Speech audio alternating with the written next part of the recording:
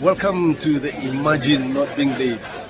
Imagine not being Leeds, not feeling this pain, not dancing through thunder, not walking through rain. Imagine not rising with fists in the air when the world turned its back and no one would care. We've lived in the ashes, we've drowned in defeat, but still we stand proud on our battered old feet. Imagine not loving with all that you are. Imagine not being Leeds. We love you, Leeds, Leeds, Leeds. We do love you, Leeds, Leeds, Leeds. Now that everybody, hope you're all doing well. Welcome back to Imagine Not Being Leeds. So a little bit of transfer rumours chat. We are finally linked with a left back, and we will get into the nuts and bolts of it. But first of all, let's see who's in. Please smash me a like on the video. It would be brilliant of you. Thank you. Hey up, JB. Hope you're good. Let's go, Leeds, Leeds, Leeds. Hoping for another good show. Yeah, me too, pal. Hope you enjoy it. Sebastian says, good evening. Good evening, Sebastian. Joseph, how are you doing, pal? Good evening, Darcy, my friend. Brett. Evening, Matty, mate. How are you doing, Bridging the Gap this week? I am, mate, over on Wayne's channel. I'll see you there at 9 o'clock. I'll be shouting it out towards the end of this show. Try to redirect people over as well. So, yeah, Mark Story, best intro. Can't not sing along. I love it. I wasn't sure if it was boring people at this point, Mark, because it's quite a lengthy one. It's not for everyone, but I'm glad you like it. I'm glad you like it. Sebastian says, Oosterwolde is not bad as replacement for Gabby. What's the asking price of Fenerbahce? We will get into it, my mate. John Pepper, evening, my evening, pal. Hope you're doing well. So obviously it's an early stream for me, 7 o'clock, with the wife changing her shifts. Means I can come on a little bit earlier and mix it up a little bit. So I am on Bridging the Gap tonight, a show that me and Wayne, my good friend, Sunderland fan, Only Fools and SAFC, we'd try and do every Tuesday, alternate channels. So I'm going to be on there at 9 o'clock for about an hour, chatting all things Leeds and Sunderland. So if you want to join me over there at 9, that'd be great too. But yeah, I thought I'd jump on here for a little bit. Mike, evening, Matty. City getting smashed and Rodri just sent off. Yeah, I've seen they were losing, mate, 2-0, but has it got even worse? Evening, mate. Evening, Richard. Hope you're good. What you saying, Matty? Hope you're well, mate. Hey up, that Leeds lad. How you doing? Ian Jackson, new member. Great show. Class, Ian. Class. Love it. Hope you're good, pal. Thanks for that support, mate. Yeah, I've got memberships in the description below. You want to be a member, let me know. Join the WhatsApp group with the lads. It's a great group in there. Evening, Matt, finally caught a live. Hey up, Paul. Well, that's it. I've gone a bit early today, so opportunity for a few people who don't get to see me live for once. So going to get into it. Going to chat about Jayden Oosterwolde. Going to chat about Troy Parrott, Strand Larsen, and Harry Wilson. Just a bit of a chat about 3-1 down and 10 men. Well, so I'll chat about all them players and where I think, and put my opinion on it and see what I sort of think in regards to whether they're going to come to Leeds or not. But we'll start off with this story here. So this is Jayden Oosterwolde, which I'm probably hammering the enunciation of that. You know what I'm like. But an article here, but it's in Leeds Live. It's in the Sun. It's in a couple of reports come out this afternoon. So this is on Leeds All Over. It just condensed it down into a little bit of a simpler read for someone like myself. Let's just say that. So this article says Leeds United may be forced into considering a new centre-back signing as Yaka Biel's injury blow emerged over the weekend. Yes, we know Biel's out for between 3 and 6 weeks. Not ideal. And obviously him and Stack missed the last game.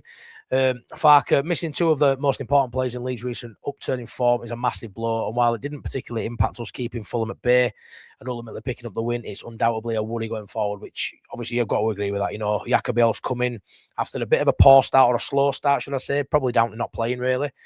And when he did play, not fitting the system, he's slotted into the middle of a back three, and he's unbelievable. He's one of our better players now, I would say, and someone, if you had to pick a player that you don't mind coming out for a game or two, he'd probably one of your last ones you'd pick. So it's a shame that he's gone for that length of time. Anton had an abduction strain. We hope to have him back for Everton, which is great news. Obviously, Monday gives him a bit more time to get fit. But Yaka has a hamstring strain, which may be a bit longer. You can't risk those hamstrings.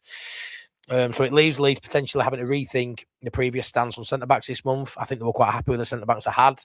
I mean, don't get me wrong. I don't think you need to bring someone in because Biel's out injured. But You've got Pascal Strouk's seasonal injury probably still to come. Touch wood, that doesn't happen, but that's highly likely that happens. It usually does after Christmas. So they may have to bolster the defence. Obviously, in terms of names, Daniel Doherty, someone I really want to come to Leeds United. Really, really want Doherty to come. I did a video on him a few weeks ago. Highly talented player, out of contract in summer.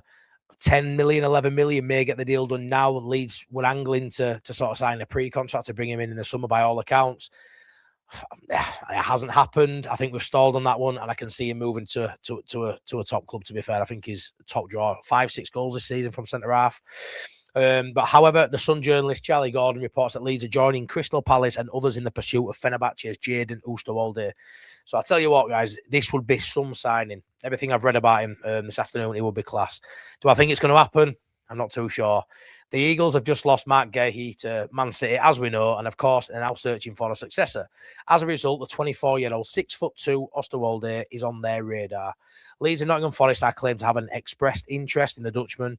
Meanwhile, Palace may kick into gear now they've lost their captain. He's a left footer. Oosterwolde would be seen as both centre-back option and left wing-back alternative. Described as a speed demon by Como scout Ben Mattison, Oosterwolde could slot in a back five setup very well as an alternative to Pascal or Gabby. So in terms of profile, this would be perfect. This is exactly the kind of player we want to come in at Leeds United. Someone who can play left centre-back and left back or left wing-back in terms of someone who can cover Gabby, someone who can cover Pascal. That would be ideal. If we would have got Doherty, he couldn't cover the left back slot. He could definitely slot in anywhere at centre back. But this would be perfect. You're a left-footed player, left-footed defender coming in. I think that's definitely where we all agree with Short.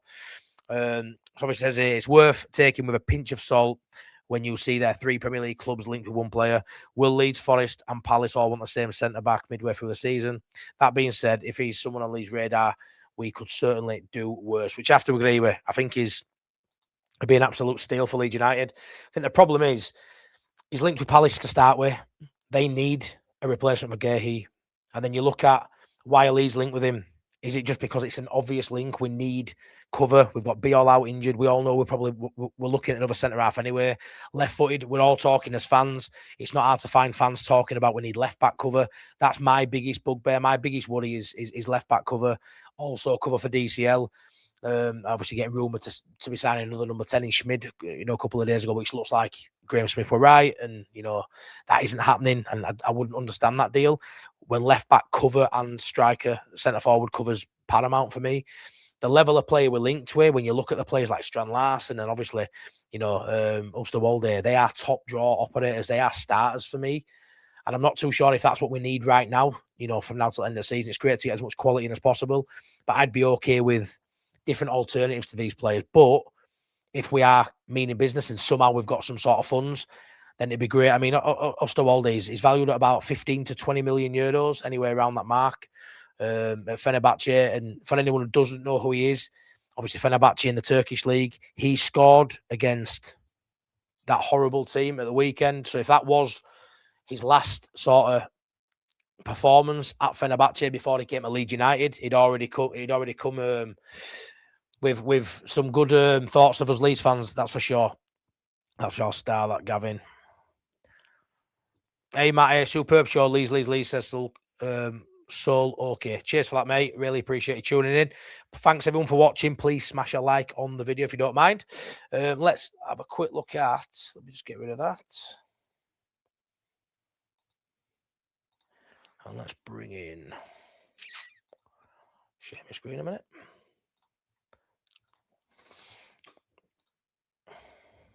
There we go. Get rid of that. Right, Jayden Oosterwolde. I need to stop saying his name. He's 6'2", 24 years of age. Hasn't played for Holland, but obviously that's his nationality. He's had 5 appearances in Europa League. Again, 1 assist. So he's played at a decent level. Obviously, the Turkish league isn't deemed the top league, but they are in Europe. 16 appearances a season, no goals or assists. Which, when you see him play, it's a bit surprising to me that has no assists this season, but he plays for him 4 appearances in Champions League qualifiers. He plays a lot of game time for him. And when you look there where he can play, he's played at right centre back, left centre back, left back, and left wing back, and he can even play up front a bit further forward in left midfield. Valued at about 16 million euros. and his contract expires in 2028. So it's not like his deal's running out. We've still got 2.5 years left on his deal. So it is going to cost to sign him. And that's why I personally look at this deal and I don't think it's going to happen. I think it may be agent talk, maybe try to drum up interest, trying to get a team like Palace who do need a player of this and probably can afford him after bringing in 20 million for Gahey.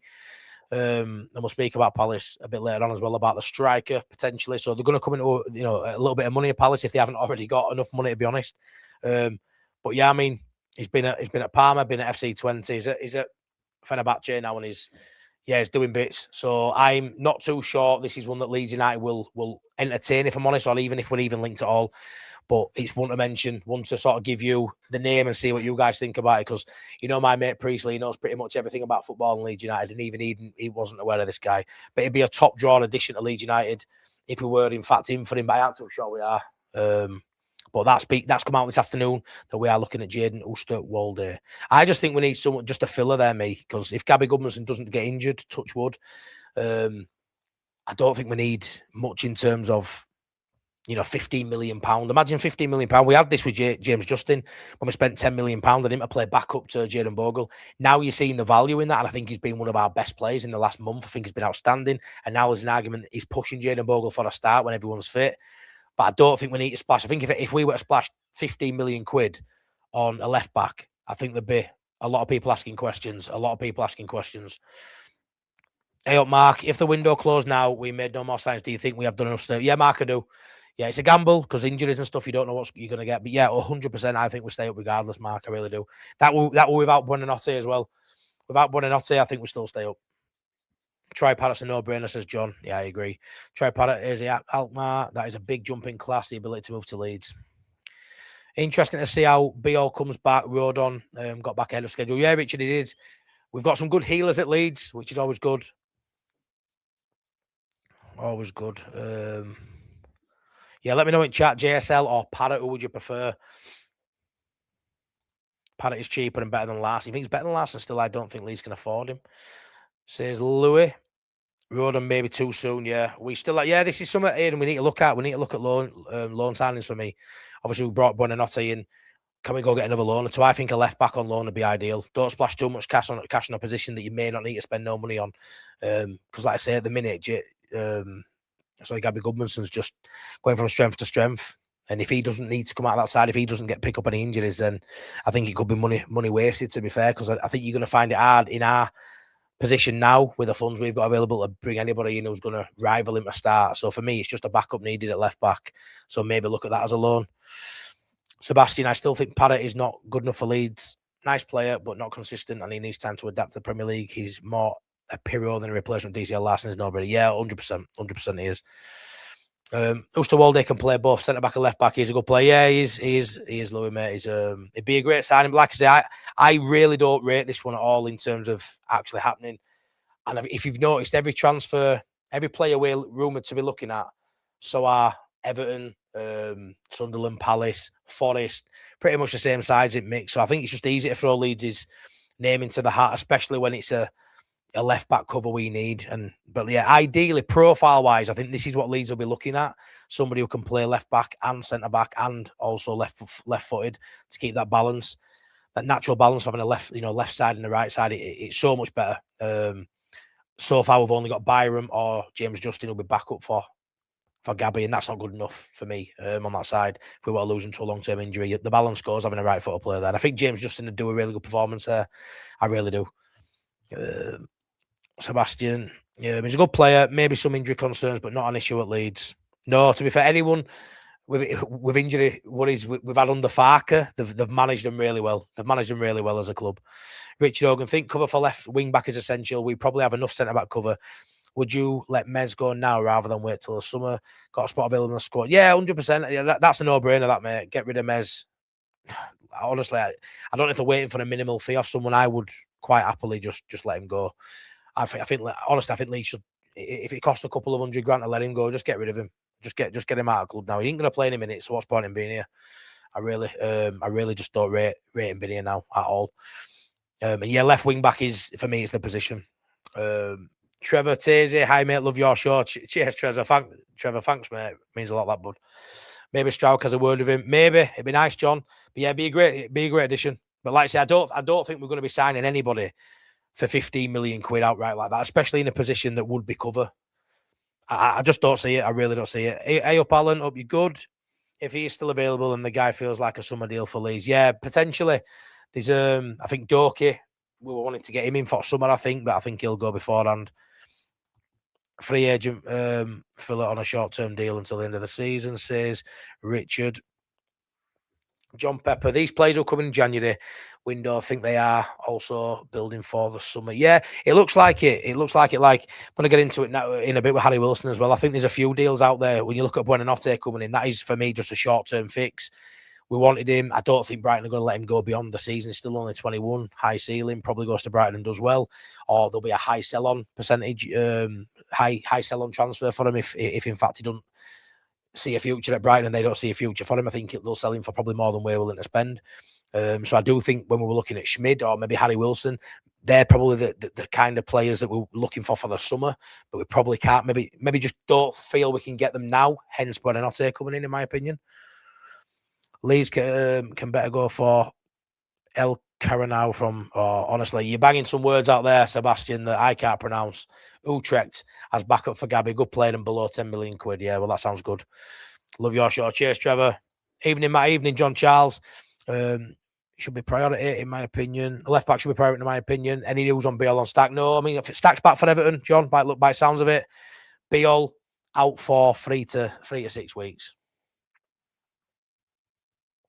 JSL on a 6-month loan with an obligation, maybe. Paul, that would be the ideal. I've seen a lot of people throwing shade on Strand Larsen today over the last few days, saying they're not really feeling it. They don't think he's good enough. They don't think he's worth it, which I find bizarre, to be honest. I think he's more than worth it, to be honest. I really do. So we need left back, cover urgent, and then a striker. Come on, Leeds. They're the two positions I would look at. I'd also, if I'm being greedy, would look at a goalkeeper, but that ain't going to happen. That ain't going to happen. Will you all do me a favour, guys? 134 people watching. Honestly, thank you so much for being in.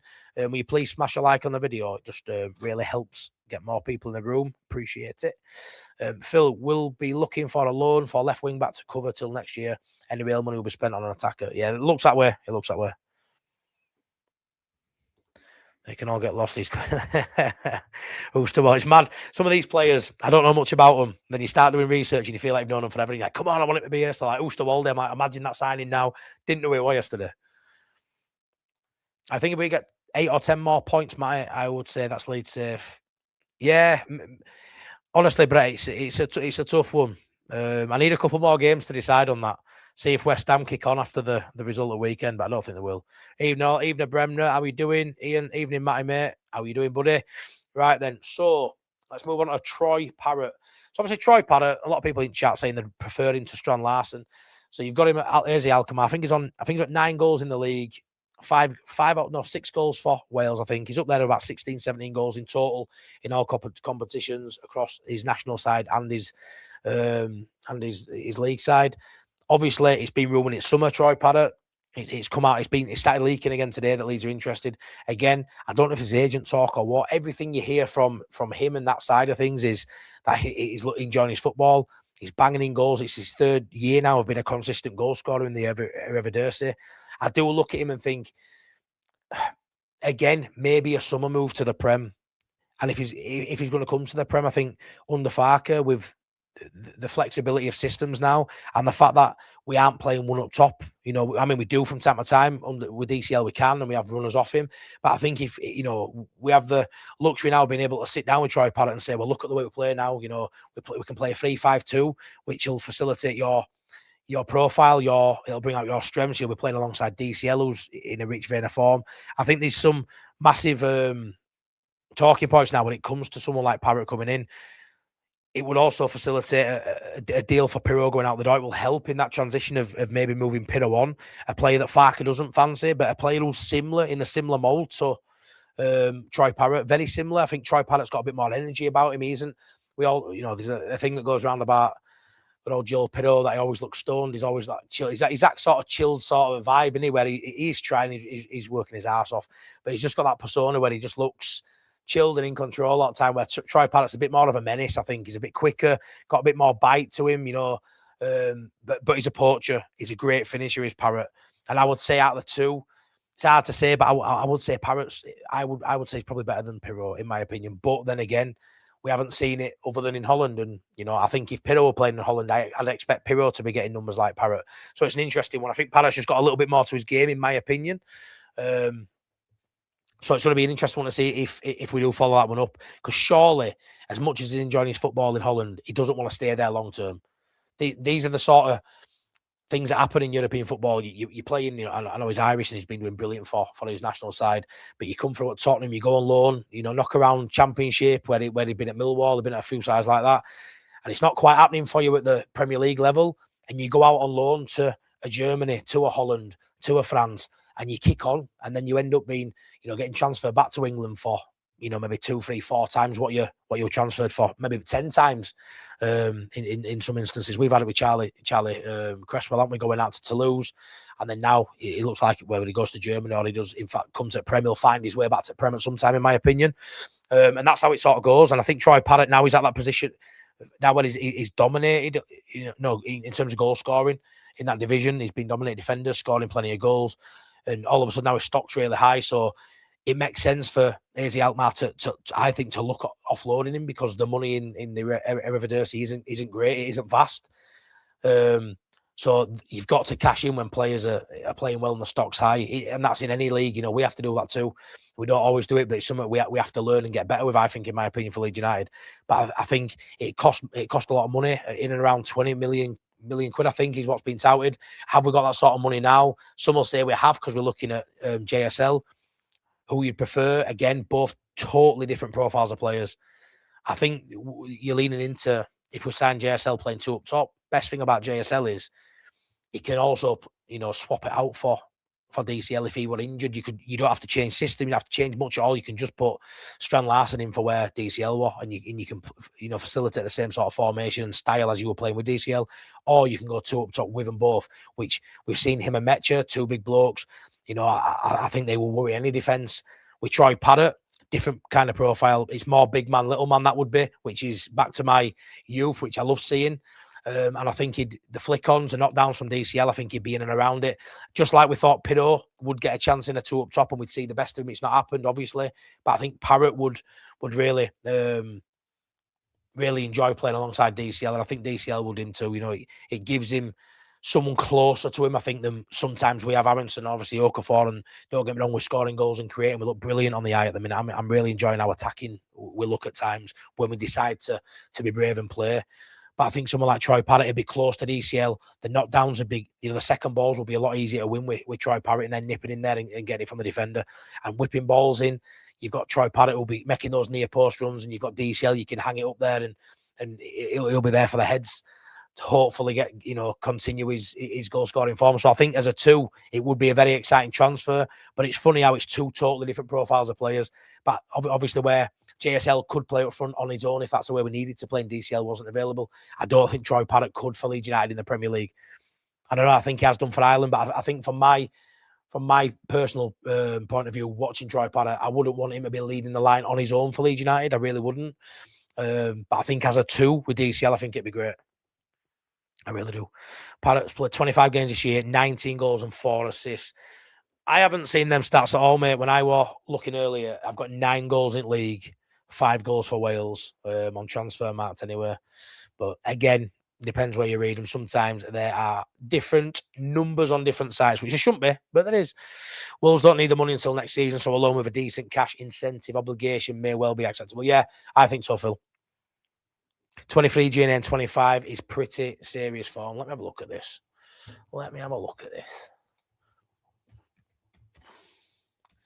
Because I'm adamant that when I've been looking, don't tell me those numbers. But I'm probably wrong. You know what I'm like. Let's have a look. I'm going to look a fool now, I'm going to look a fool. I look foolish when it works. Let's have a look. Let's have a look at Mr. Troy Parrott. Where are we? There we are. There we are. Let's have a look.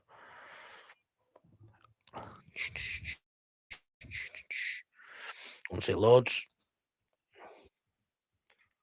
9 goals in the Eredivisie in 13. 7 for Is that for them? Qualifiers? Ah, yeah, for qualifiers. Got him in that. Fair enough. So, yeah, he's got him. I were reading that earlier as Wales as World Cup qualifiers, but yeah, he's got scored at Wales. Ireland, sorry. No offence. But yeah, 19 and 25 and 4 assists. That's serious numbers, that, innit? That is serious numbers. And obviously 5G and A in Cup as well. Yeah, it's crazy. Absolutely crazy numbers for him. I know it was 9 in league, but I was thinking those qualifiers were for Republic of Ireland. So do apologise on that front. But yeah, staggering numbers, to be fair. I know the level isn't great over there, but still you can only score against, the players and the teams you're playing against. And yeah, pretty formidable level, that, to be fair. Evening, Top Banana. Hope you're good, mate. Richard, I keep saying it, mate. I keep saying it. Sorry, pal. I know we all want a striker, but I think Metcha, mate, Matt, massive Metcha fan. Massive Metcha fan. Huge Metcha fan here. Absolutely love him. Absolutely love him. What a signing he's been.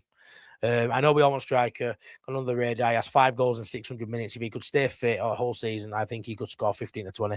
I mean, I'm not going to go that much. I think 15 to 20 is a little bit too much for me. I think he'll always get less than DCL, but I tell you what, he's good for 10 goals. And we all said we'd be happy with 10 goals from DCL. And I think DCL is going to get maybe close to 15. If Metchi gets 10, combine that 25 goal a season striker, and we finally got one. Split between 2 players. But obviously, Metchi can play wide left as well, which not everybody wants to see him play that role.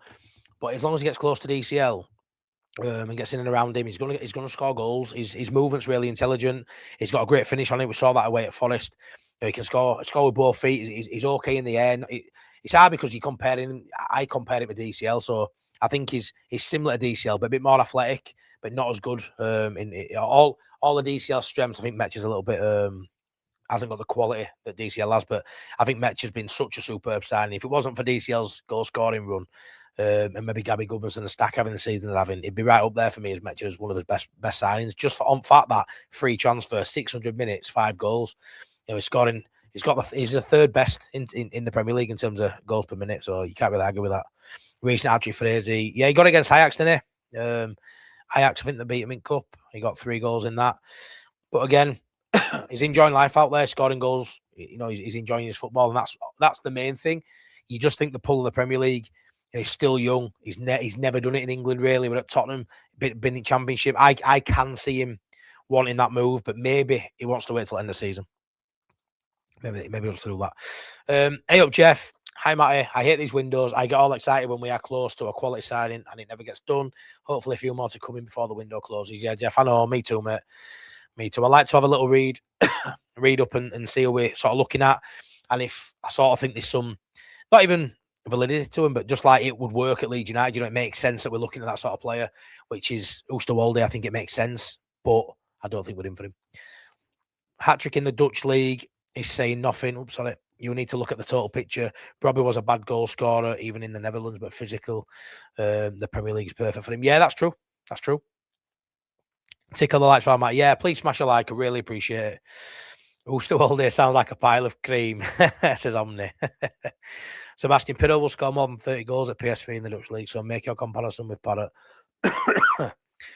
Again, there's no proof to that, Sebastian. It's your opinion. And I think he'd scored a bloody lot of goals too. But Troy Parrott is as well, isn't he? So, yeah, I think Pirro would score loads at PSV, mate. I really do. And let's be fair, Parrott's not playing for PSV. He's not. Parrott's playing for AZ Alkmaar. I mean, a decent side, obviously, playing well. But, yeah, I'm not too sure about 30, but Pirro would do well over there, let's be fair. He would. I think AZ will hang on till the summer. I would think that they are hoping Parrott can make the World Cup if it's effective. Yeah, I agree with that. I think he'll be coming at some point to England. I really do. Come on, Leeds, get us a couple of gems. Jeez, is Parrott on? It's not on until someone better than me says it. That's for sure. But the rumours have started circulating again. This is all it is. It's just the rumours.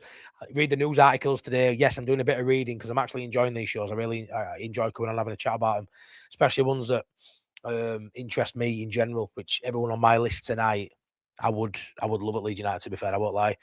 But yeah, nothing concrete. Rumours are circulating again after it's gone quiet. been quiet for maybe 6 or 7 weeks on Parrott after as sort of wanting him. But Parrott has 7 goals in 304 minutes playing in the UECL qualifiers. He's a good player. You may not like him, but he's good. Yeah, I agree. I think he's really good. Ollie Ward said we signed a kid today. He goes straight to the under-21s. Yeah, we did, mate. Engedji. I did a video on Engedji about a week ago. Got quite a lot of views. A few people were annoyed that I'd done a video on it because he's an under-21s player, but I did say that on the video. But yeah, I knew we'd signed him last week. Engedji, really good player, playing in the Nigerian Premier League, I think it is. Sebastian, don't get me wrong, Parrott is a good player, but not Premier League ready. So not what Leeds need right now. That's fair enough. Evening, Matty, mate. How are you doing, Colin? I hope you're good. I think there was something in Leeds Live. There were a few articles floating around today, mate. No concrete, but just a little bit of noise circulating Parrott again, pal. DCL so far, good at the min, but to be honest, could be better. You think, Mark? You think? I mean, he hasn't continued his goal scoring form, but I think he was outstanding again against Fulham. Honestly, I thought he was outstanding. Brett says, think Parrott will be a slow burner for the last 20 minutes of games. I think he would need the rest of the season plus pre-season to adjust. Yeah, I think it's a tough time to come in from playing in Holland to joining Leeds in Premier League. 8 points clear of relegation. A couple of bad results, and it can all start turning again, which I don't think it will, by the way. But yeah, Richard Hogan, Numbechi can play wide. Yes, he can play wide left. He can play wide left. He can play on the left of a 4-3-3, and he has done. Or a 3-4-3. Says, honestly, Metcha can play anywhere for me, mate. I love him. Love the guy. Need a Prem striker rather than Parrott. He's for next year. Says Revy Delights. How you doing, mate? The only way you'll see Wilson in the title of your videos. We are interested as well. We have Europe ambition pull. Leeds will be a downgrade for Wilson. I don't think Leeds is a downgrade at all from Fulham. And if you're thinking it's a downgrade from Sunderland, then yeah, you're bonkers, mate. I'm here for you. Cheers, Paul. Hope you're good. Leeds don't have the money to get most people considered as Prem ready. Yeah, that's true. We don't. We're in a position where we've got to take gambles. We've got to take gambles on people's injury record, which was the summer really. Anyone, you've always got that English tax, that Premier League tax, depending where you get players from. So we very much go with the rhetoric of looking at contracts. If someone's out of contract in summer, we'll see what deals can be done. The money has to be. I think the transfers we get in January have to be obligations for some of me. That's how I sort of see our sort of transfer business going in January. I think Strand Larsen, if he were to come in, it'll be an obligation. We may have 10, 15 million to bang down on a player, but I think there's some of the, as you see, Doki, Wilson, a few of these players will link. We are out of contract in summer. Whenever I look at a player and they've got 2.5 years left on the deal, I sort of look at it and think it's probably not viable for us at the minute. Peter Orchard, hi Matty, sorry I'm late here. Don't worry about it, mate. I've gone at 7 o'clock. When do I ever go at 7 o'clock? Never. But cheers for being here, Pete. Parrott will be drawing the attention, the so-called elite club, so would be far more difficult to pull off, Phil. You know what it is, Phil, with Parrott? I actually think he falls into the category, mate, of you get signings, right, where people are scoring goals in these leagues abroad. But the top clubs, the clubs like, in the Champions League, in the Europa League, won't gamble, I don't think, for 20, 25 million. What they'll do is they'll let a Leeds United or a team like us buy them for 20 million. And then if they're good, if they're smashing it 2 years down the line, they'll happily pay 45, 50 for them. That's how I sort of see Parrott. Whether he goes to the top of the game, I'm not saying that. But I don't think he's good enough for a Liverpool or a Chelsea or a City or someone of that nature to come and put the money down for him, or a Villa. I don't see it. I think he'll move to that mid-table bracket in the Premier League, and then if he cracks it, he'll get a go maybe higher up. I think he falls in that bracket for me personally. Hey up, mate. We don't need to sign anyone to rock the boat. No, that's it. But you've got to back the club to bring the right eggs in, really.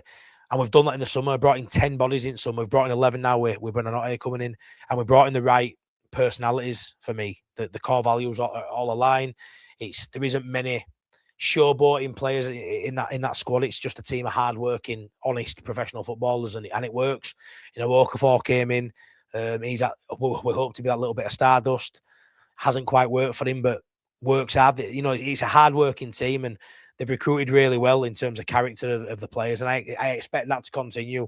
We can't just not bring anybody in just in case we bring a bad egg in. That's where you do your due diligence and make sure you bring the right people in, not just players. And I fully back them to do it. Sorry, I'm late to class. It's all right, Dave. Loving the show. Thanks, Pete. Really appreciate it. PSV are top of the Dutch league, so they must be creating plenty of chances. Yeah, they will be. Sebastian, hi Matty. Hey up, pal. How are you seeing the position of Dan James in the current squad when he's back? See him as a bench player. Sebastian, I see him as a game changer off the bench, which is sad because I love him. I absolutely love him. He's one of my favourite players.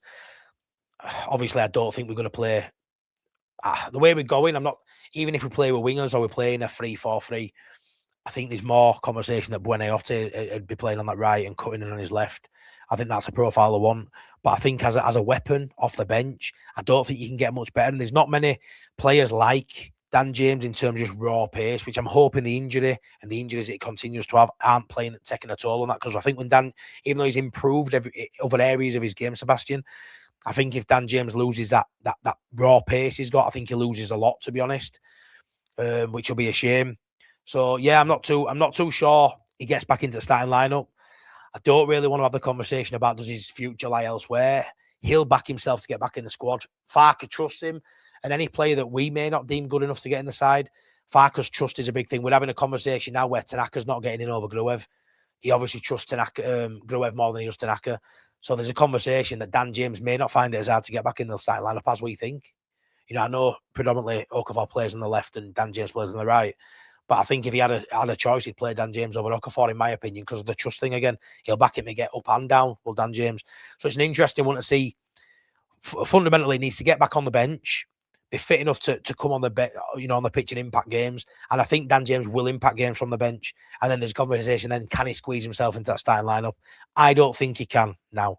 I've got a feeling the way we're going to go forward, maybe 2 10s potentially behind a DCL, or it might be 2 up top, depending if we bring another striker. So I aren't too sure we need a sort of hugging the sort of line winger who's going to.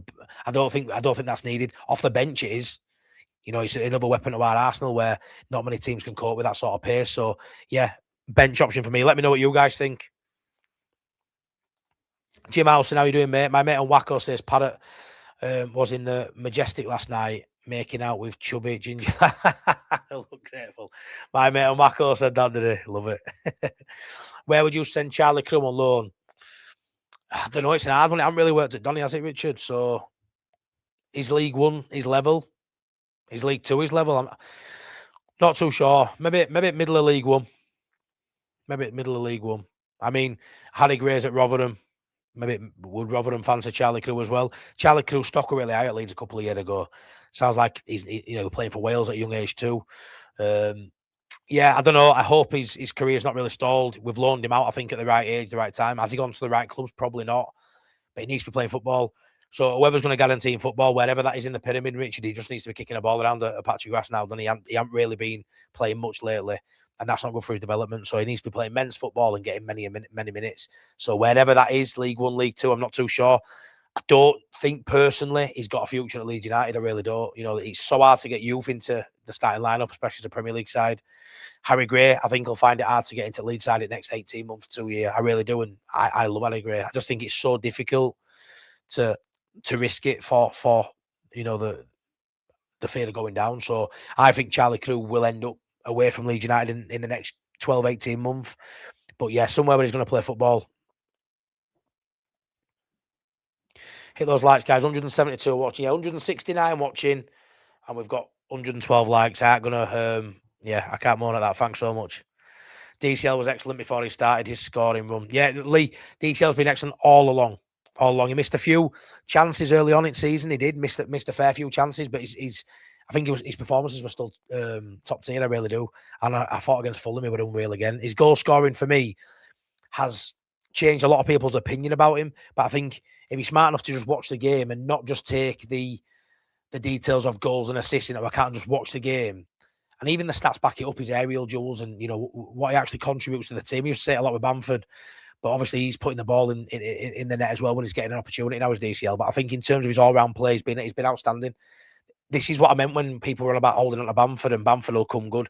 This is what a proper Premier League number 9 looks like. It would always just his fitness. We have one of the best old school sort of number 9s, I think, in the Premier League outside the top 4, top 5 sides. I really do. I think DCL is good enough for anyone outside that top 5, top 6. See you later. Love you. See you later. I'm all for new upgrade signings, creates competition. Sorry, stepdaughter's sleeping at her mates. Just said bye. I'm all for new upgrade signings, creates competition for places, but also frustrates good players when they aren't Farker's pets. Yeah, it is. There's a little bit of that. The whole Nonto and Tanaka thing at the minute. We know what Farker's like. I can't say, I did a video earlier, or yesterday, bigging him up, saying, I aren't sorry for doubting you after Forest. I'm not sorry at all for doubting you. I won't apologise for that because it was warranted at the time. But congratulations on turning it round. I'm so thankful you've turned it round, and yeah, I love him a bit right now. It's one of them fickle out wheels football fans, but genuinely, he's doing brilliant stuff now. So yeah, but he's certainly got parts to his personality that do frustrate. Tanaka again. I'm a massive fan, just like I was Ramazani last season, but if the results are right, I aren't going to moan that my favourite player is not playing. And a lot of people are bemoaning Tanaka not playing over Gruev. Again, ballsy call, but we got the win regardless. We get the 3 points and you move on. And that's where I am now. We've all got us favourites. We've all got our own ways of how we think we should get to the end goal. But as long as we get there, which is safety, he'll have achieved his objective, just like he did, getting us promoted in first place. So, yeah, it's frustrating because I want to see Tanaka playing. I'm not going to lie. Tanaka, for me, should be starting. However you get him in there, on him team, his best week. Chelsea at Liverpool, we've hardly seen him since, which is a bit mental. But, again, maybe, I don't know. These will be against Darcy. I couldn't agree more, mate. Like I say, 2 up top's rare. 2 absolute beasts up top will be very hard to handle for any centre-half. JSL a better option than Parrott. Yeah, I'd agree with that. Totally different profile. But a big fan of JSL, I really am. Just seen a Wolves fan on X saying Wolves will only lose 1 game from there. Oh, I'd seen that, Immortal Reaper. I'd seen that. Literally, Wolves fans gone through and predicted all the fixtures till the end of the season, only put 1 loss in there to City. And said they'll finish on 39 points and they'll stay up. Mental. Hey up, Scott, the Leeds lens. How you doing, pal? Evening, Matt. I don't see Parrott happening. Strikes of agent talk. Yeah. Doesn't match the profile we're looking for JSL all the way. Yeah, it doesn't, mate. He's not the same profile as JSL. So we'll have to see. We definitely want a striker. And I've said that on my video earlier as well. It's a little bit of a mad one in terms of they're both totally different strikers. Both can play up alongside DCL, but both offer something different. And I think the JSL is a better fit because he can also slot in there for DCL if DCL is out injured. Well, I wouldn't rate a Parrott to play up top on his own, but I wouldn't mind Parrott either. More risk there. You don't know if you can do it in England. And I do like the profile of the player, although he's different to JSL. And we know we've inquired about JSL. We don't know we've actually inquired this time about Parrott. The noise has just started circulating again. But JSL, I think, is a better player. And more my style of player as well. I love having a little, diminutive number 10 or winger in there, like what I've got in Buendia. Buenanote. When it comes to your striker, I love a tall, physical number 9 who could get in behind, who's a poacher, who can bring the ball down and flick on. For everything DCL's doing, Metcher, I think tick every box at minute for me. And I think JSL comes in and it just strengthens the whole that whole attacking side really. Because I think he's better. I think he's probably better than DCL. Whether he's in better form now is another question. But I think he's probably a little bit better than DCL. He's younger than DCL. There's a massive sell-on potential there, which we don't really like to talk about. I think he's 25 years old, JSL in it, so come to Leeds couple of years. Not that you want to do that, but it's always something you've got to think about. We are the Del Boy of the Premier League. I love that idea. Wolves are losing one. Yeah, it's mental, Darcy. Mental. DCL had a tap into. Yeah, he did. Kieran, he did. Is there anything Larsen rumour? Well, the fact that we've inquired about it.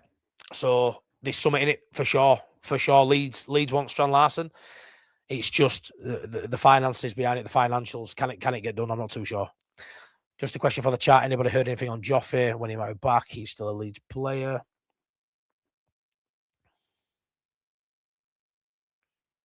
Loads of people talking about Joffrey. Matt Leeds.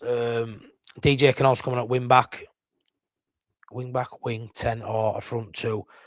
Perfect impact. So yeah, I agree with that, mate. I mean, wing back, I don't think he'd need to because you've got James Justin, but 100% he can play at wing back. We've seen it a little bit, a couple of times, I think, to my memory. He'd be great at that role, to be fair, because he can do both sides of the game really well. But yeah, he'd be our third choice wing back, similar when we had Jack Harrison before he'd gone to Fiorentina. He's a left winger, not a brilliant one. He ain't a left back for sure, but he probably was back up to Gabby Goodmanson, which we've seen at some point as well when he come on at Forest. But yeah, I think he'd be okay at wing back, but he probably is third choice. But again, I'm not sure about 10, but we've seen him play up front under Bielsa. He'll play wherever. He'll put his hand up. Will Dan James and play wherever. But I think off the bench is where he's going to have a role for Leeds United this season, in my opinion. Yeah, maybe, mate, maybe. Game gear. Sadly, James isn't the Prem level. I'd sell him and get the money while I'm not too sure there'll be many people signing though. Game. I think with Dan James, there won't be any rumours about in January because obviously he's injured and he's come back from injury. So it might be the summer. Maybe the summer there's a conversation to have, but he'll have to prove his fitness first because we aren't going to want peanuts with Dan James. We paid a lot of money for him. He's had some great seasons under Farker. I love Dan James, so I think he'll have to play games to prove it, even if we were to move him on. But certainly won't be doing that as of yet. Tanaka plays as attacking mid, Grove as a DM. That's why Farker picks him. Yeah, he loves the that side of the game, does Farker, doesn't he? And he really, really trusts Gruev. And I do like Gruev. Hey, mate, how you doing? Glad to be here after a long day. Yeah, I'm good, Jim. I'm good. I hope you're good too, mate. Wow. That Board Glint, proper surprising, aren't they? Pop up with some right results.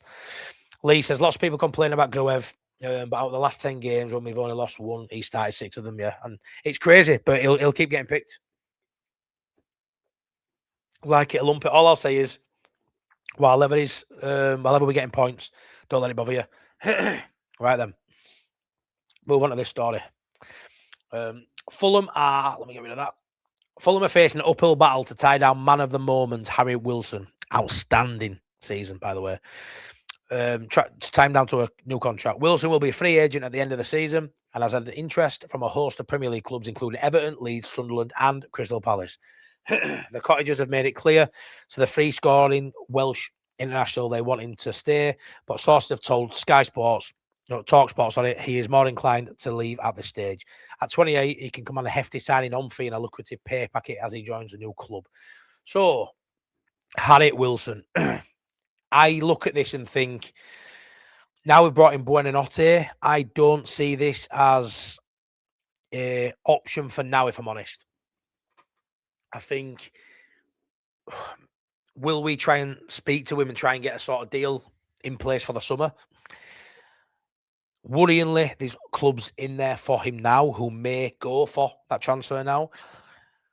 With Fulham, they are in talks to bring in Oscar Bob, which I would have loved Oscar Bob at Leeds. What a player he is.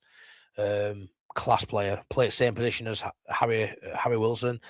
If Oscar Bob goes for 35 million quid to Fulham, I think there's a couple of clubs as well in there. Fulham look to be closest to signing him. I think Fabrizio Romano dropped a bomber earlier that they're going to sign him 35 million quid. That hasn't gone through yet. Let me know if that's changed. If they bring him in now, Harry Wilson, I don't think they're going to want to get rid of Harry Wilson as of yet, but money talks. But we also know with Leeds and the Doki deal that we could get Doki for 10, 11 million quid now, but he's available for a free in the summer.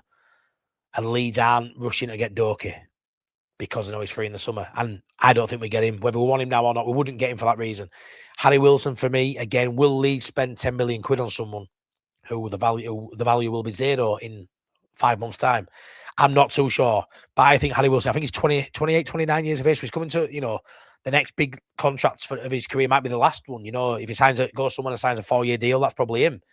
So it's a massive move for Harry Wilson in terms of his own career.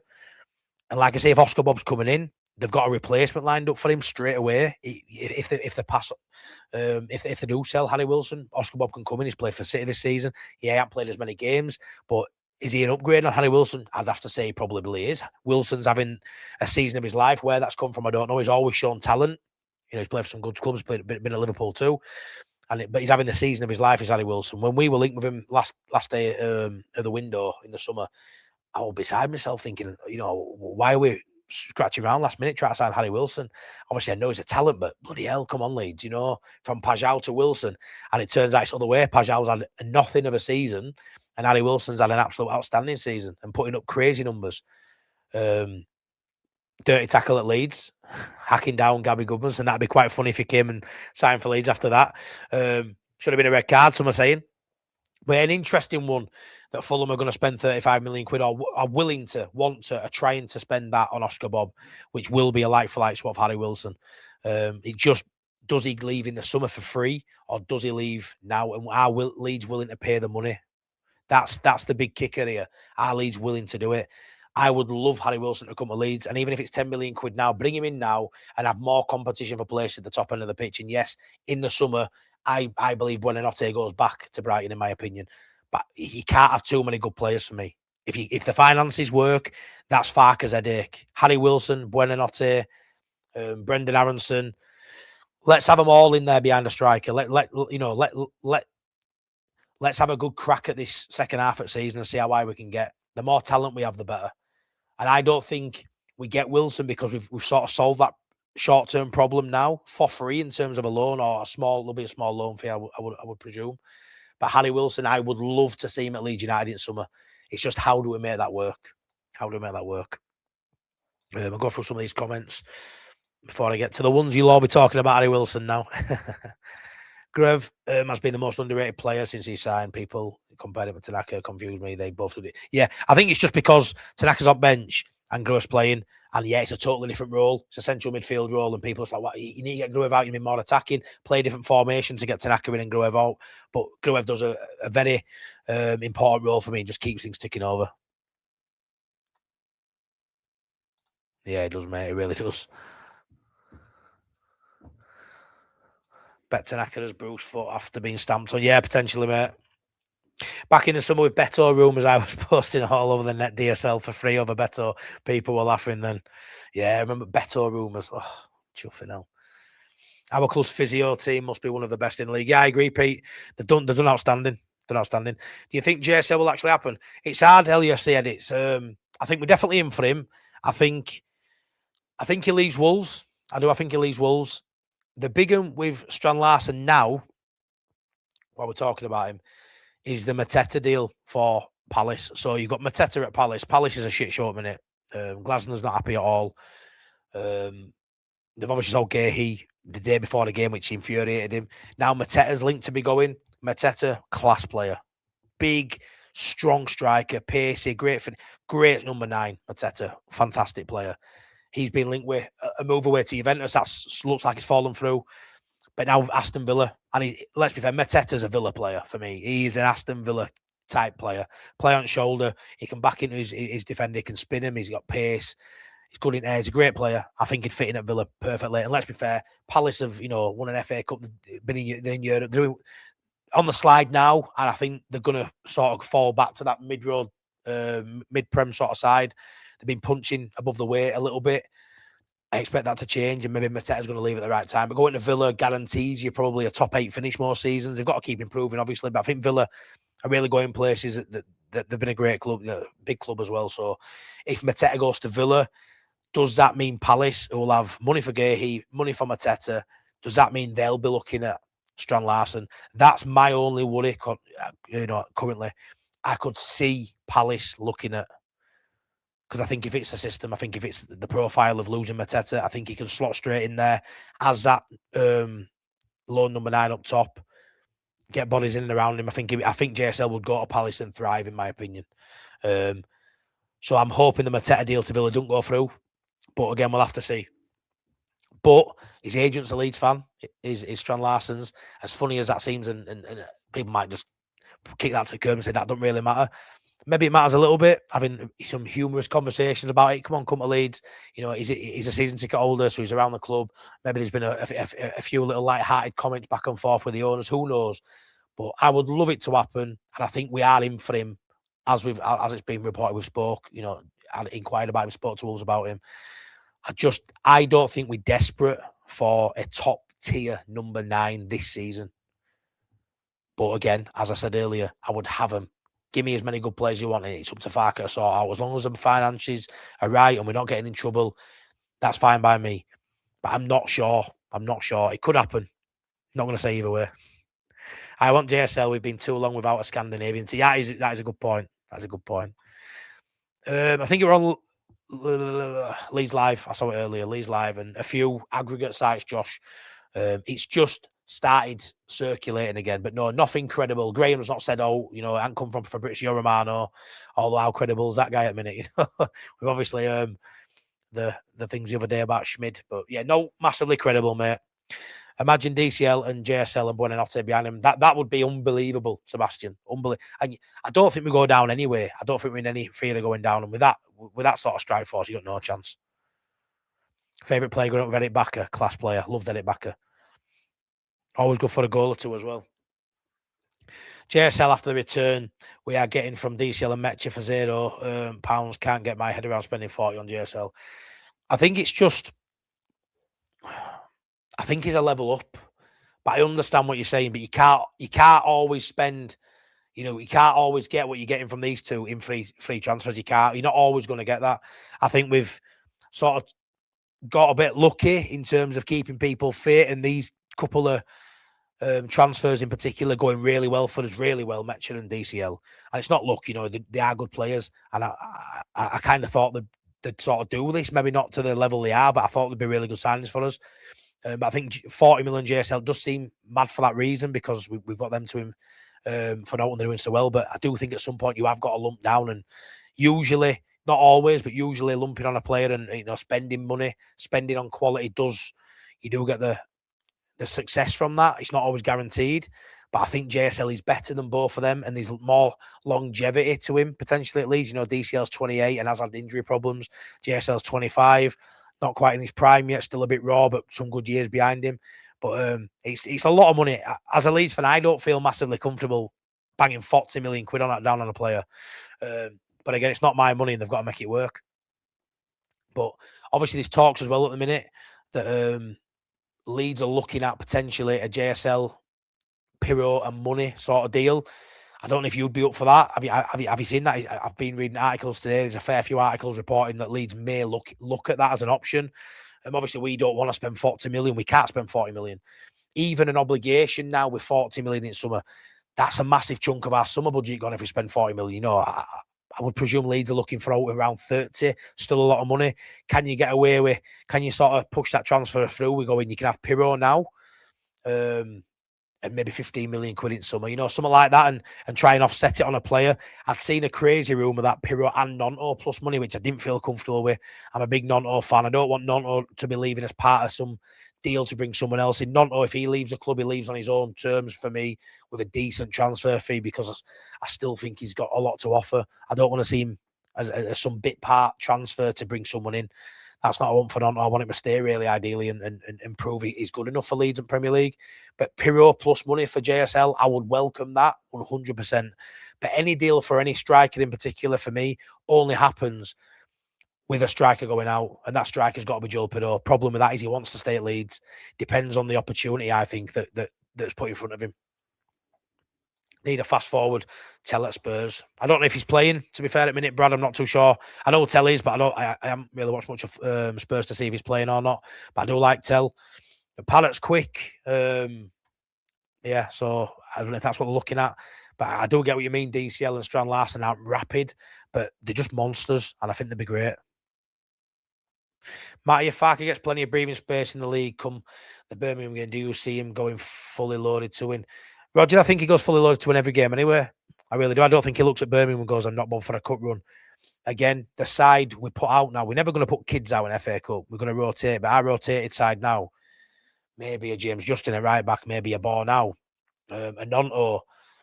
They're not too far away from first team anyway. A lot of them are playing minutes now, so I think it'll still be a strong side. Birmingham, probably a bit tougher than Derby, I'd say, but I expect us to get through that.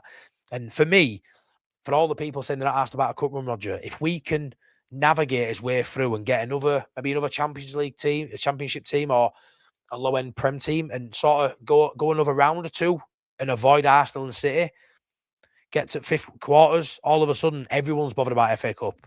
Everyone. So It's I think that will take a lot of priority in a lot of people's minds if we get past or when we get past Birmingham. Parrott is 10 times better than Larsen, says Emmett. Again, opinions and they're fine. Totally different kind of player, so it's hard to compare. For Leeds United, I can see the value in either of them coming to Leeds. I think we're definitely looking at a 9. I just don't think we need to spend loads on a 9. I've said loads of times in the last few weeks, and it ain't happening now because I think they're keeping him. I would have had Callum Wilson as third choice at Leeds United till the end of the season. I would have had I would have had Pirro out to get some funds in, raise some funds there. However, we sort of do that transfer. I don't think it's PSR. It's brilliant for PSR getting rid of Pirro, but it depends how much we're selling for. But I would have been happy with Callum Wilson coming as third choice. I don't think we need to spend 40 million now, but if the deal's right for Leeds, they're opportunists. Leeds are opportunists. If there's something they like the look of and it makes sense, they'll go for it. And that might be what they do. How didn't Wilson get sent off, says Nathan? Yeah, I mean, it was a definite booking, but yeah, I mean, in the stadium, I went nuts. On my matchday vlog, I went nuts. Some bad words coming out of my mouth, but I watched it back, and yeah, I don't think it was as dangerous as it were reckless. He knew what he was doing, but I don't think it was ever going to cause massive injury, if you get what I mean. So it would have been an amber card for me, an amber if they did him. Can't see Harry Wilson leaving Fulham to go to Leeds or Sunderland. Surely if he leaves, he moves upwards. Yeah, but where? He's 29 years of old, Brett. He's been at Liverpool. Where's he go? I'm not too sure. I know technically Fulham are better, doing better than Leeds, and I get all that. But apparently he wants to move up north as well. He don't want to be down south anymore. I'm not too sure where he's from. I've seen a few people say Liverpool. I don't know if that's right. Is he a Scouser? I'm not sure. Plays for Wales. I'm not too sure anyway. I've seen a few people say he wants to move back up north. So that's summer. Things like that do matter. If he wants to move from Fulham, he'll move. And I don't think a side in Europe is particularly going to be looking at Harry Wilson. I certainly feel like Leeds is a viable option for him. 100%. He plays for Wales. He's Welsh. Look how many Wales players we've got. I could easily see him coming to Leeds. I really could. It's just now we don't need him. We're getting Buonanotte. We don't need him now. In the summer, we do for me. But will he still be available for that? Or can we sign a pre-contract now for Leeds in the summer? It's one of them. I'd love that. I'd love to get his signature for summer. Keep his reign of form going now. Have a great end to the season with Fulham. And then in the summer, he's a Leeds player. That's what I would like. If his name is Corwin Roots, it will be Everton.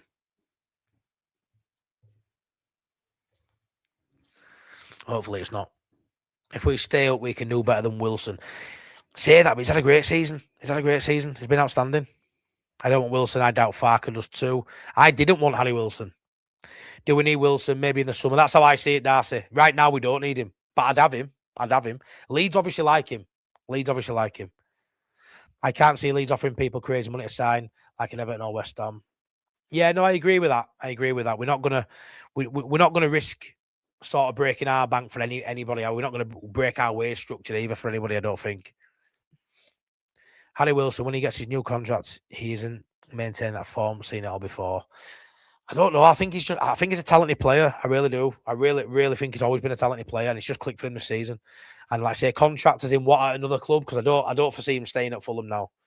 I really don't. Sebastian signing Buonanotte in the summer against 20 million is mental. Looking at his age and potential, is that how much it's rumored to be? About 20 million. Louis says Wilson makes sense for Leeds, but as a summer for free contract. Yeah, I would love that. That would make perfect sense. And that's 100% what Leeds will want to do. Just a quick shout out, everyone in chat. 175 people watching. Thanks so much. I'm on 4,950 subs. I've just had a message off a mate. So yeah, 50 subs off of 5K. So hopefully I'll get that in the next couple of weeks. But if you haven't subscribed, please subscribe. It really helped me out. But yeah, how crazy is that? 50 subs off 5K. It sort of creeped up out of nowhere this last few weeks. So yeah, made up. Thanks for all the support. Thanks for coming back watching and all your comments and your interaction with me. I love it. Thanks so much. Just wanted to mention that. Cheers. Alan says Wilson might want to come and join the will. Yeah, exactly, Alan. Exactly. That's how I sort of see it as well. There is something in that. Harry says, I want Harry Wilson to go to Sunderland. Would make sense as he's in Europe next season. Come on, Harry. Come on, mate. Only joking. I don't want him. Funny. Wilson's wage demands will be a stumbling point. Guaranteed his stats won't be as good next season. You know what it is, Phil, though? Look at DCL. He's on a big wage, but you can afford to spend more on wages when they're not costing you a penny. So if that's the case, you know, if he comes to Leeds on 80 grand a week, we're just paying Harrison 90 and he won't get a kick. If he comes to Leeds on 80 grand a week, but what a free transfer, he's still decent over the length of his contract. So, and again, I don't like assuming about a player, you know, looking at it and going, it ain't going to work out. He ain't going to have that season again. It'll be poor. His stats. We don't know that. We don't know that. You know, you've got Brendan Aronson, who a lot of us wrote off, who under Farke's stewardship, the way we're playing, is 4 goals, 3 assists, 7 G&A, in a side that technically, when you look at table, struggling, you know, in terms of points. We 16th in league. We're having a fantastic season in terms of where we are in league, and he's got 7 G&A, and we didn't, you know, a lot of us didn't think he'd have any sort of impact this season, Brendan Aronson. So I think to say Wilson would come to Leeds and not have an impact, I don't agree. Will he have the same season as had this season? It's hard to predict that because it's been outstanding. I mean, every goal he scores seems to be a worldie. But that goal he scored the other week, where it 1-2 and outside of his left foot bottom corner, technically fantastic footballer. I understand it's difficult to do that year in, year out, Phil, but I do have to disagree and think you know, potentially he could have another good year for Leeds United. All right, matey, Alec Matty, where do you think you'll finish the season? No lower than 16th. But again, we'll know more in next couple of weeks. But we don't need to finish any higher than 16th. I'm happy in 16th. You'll finish just outside Europe, and then come end of the season, we'll both be in the same boat. So it's then we go again. But yeah, 16th, could maybe finish a couple of places higher if we can put a little bit more of a run together. I think we're way better than 16th, pal. I do. I think we should be mixing it up there with you guys, to be fair. I think just that first couple of months killed us. Farke's now got the sort of formula of what he should have had in the pre-season. He should have worked. Farke has sort of ruined, I think, where we could end up by that start we had. Come with senses. I did a video on it last night. Come with senses.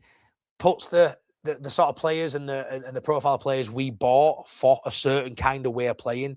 It just took us longer to get there, but we're now seeing it. And if we'd done that at the beginning of the season, we would be, in my opinion, and I'm sure many would agree, we would be 6, 7, 8 points higher than where we are now. We would be, and we'd be pushing that top 10. Look at the form of the last 10 games. We're right up there. We're right up there, mixed it with the best. So it's not an absurd thing to say. It's just, it's took too long to get there, which is a shame. But yeah, I think no lower than 16th. I think maybe 14th.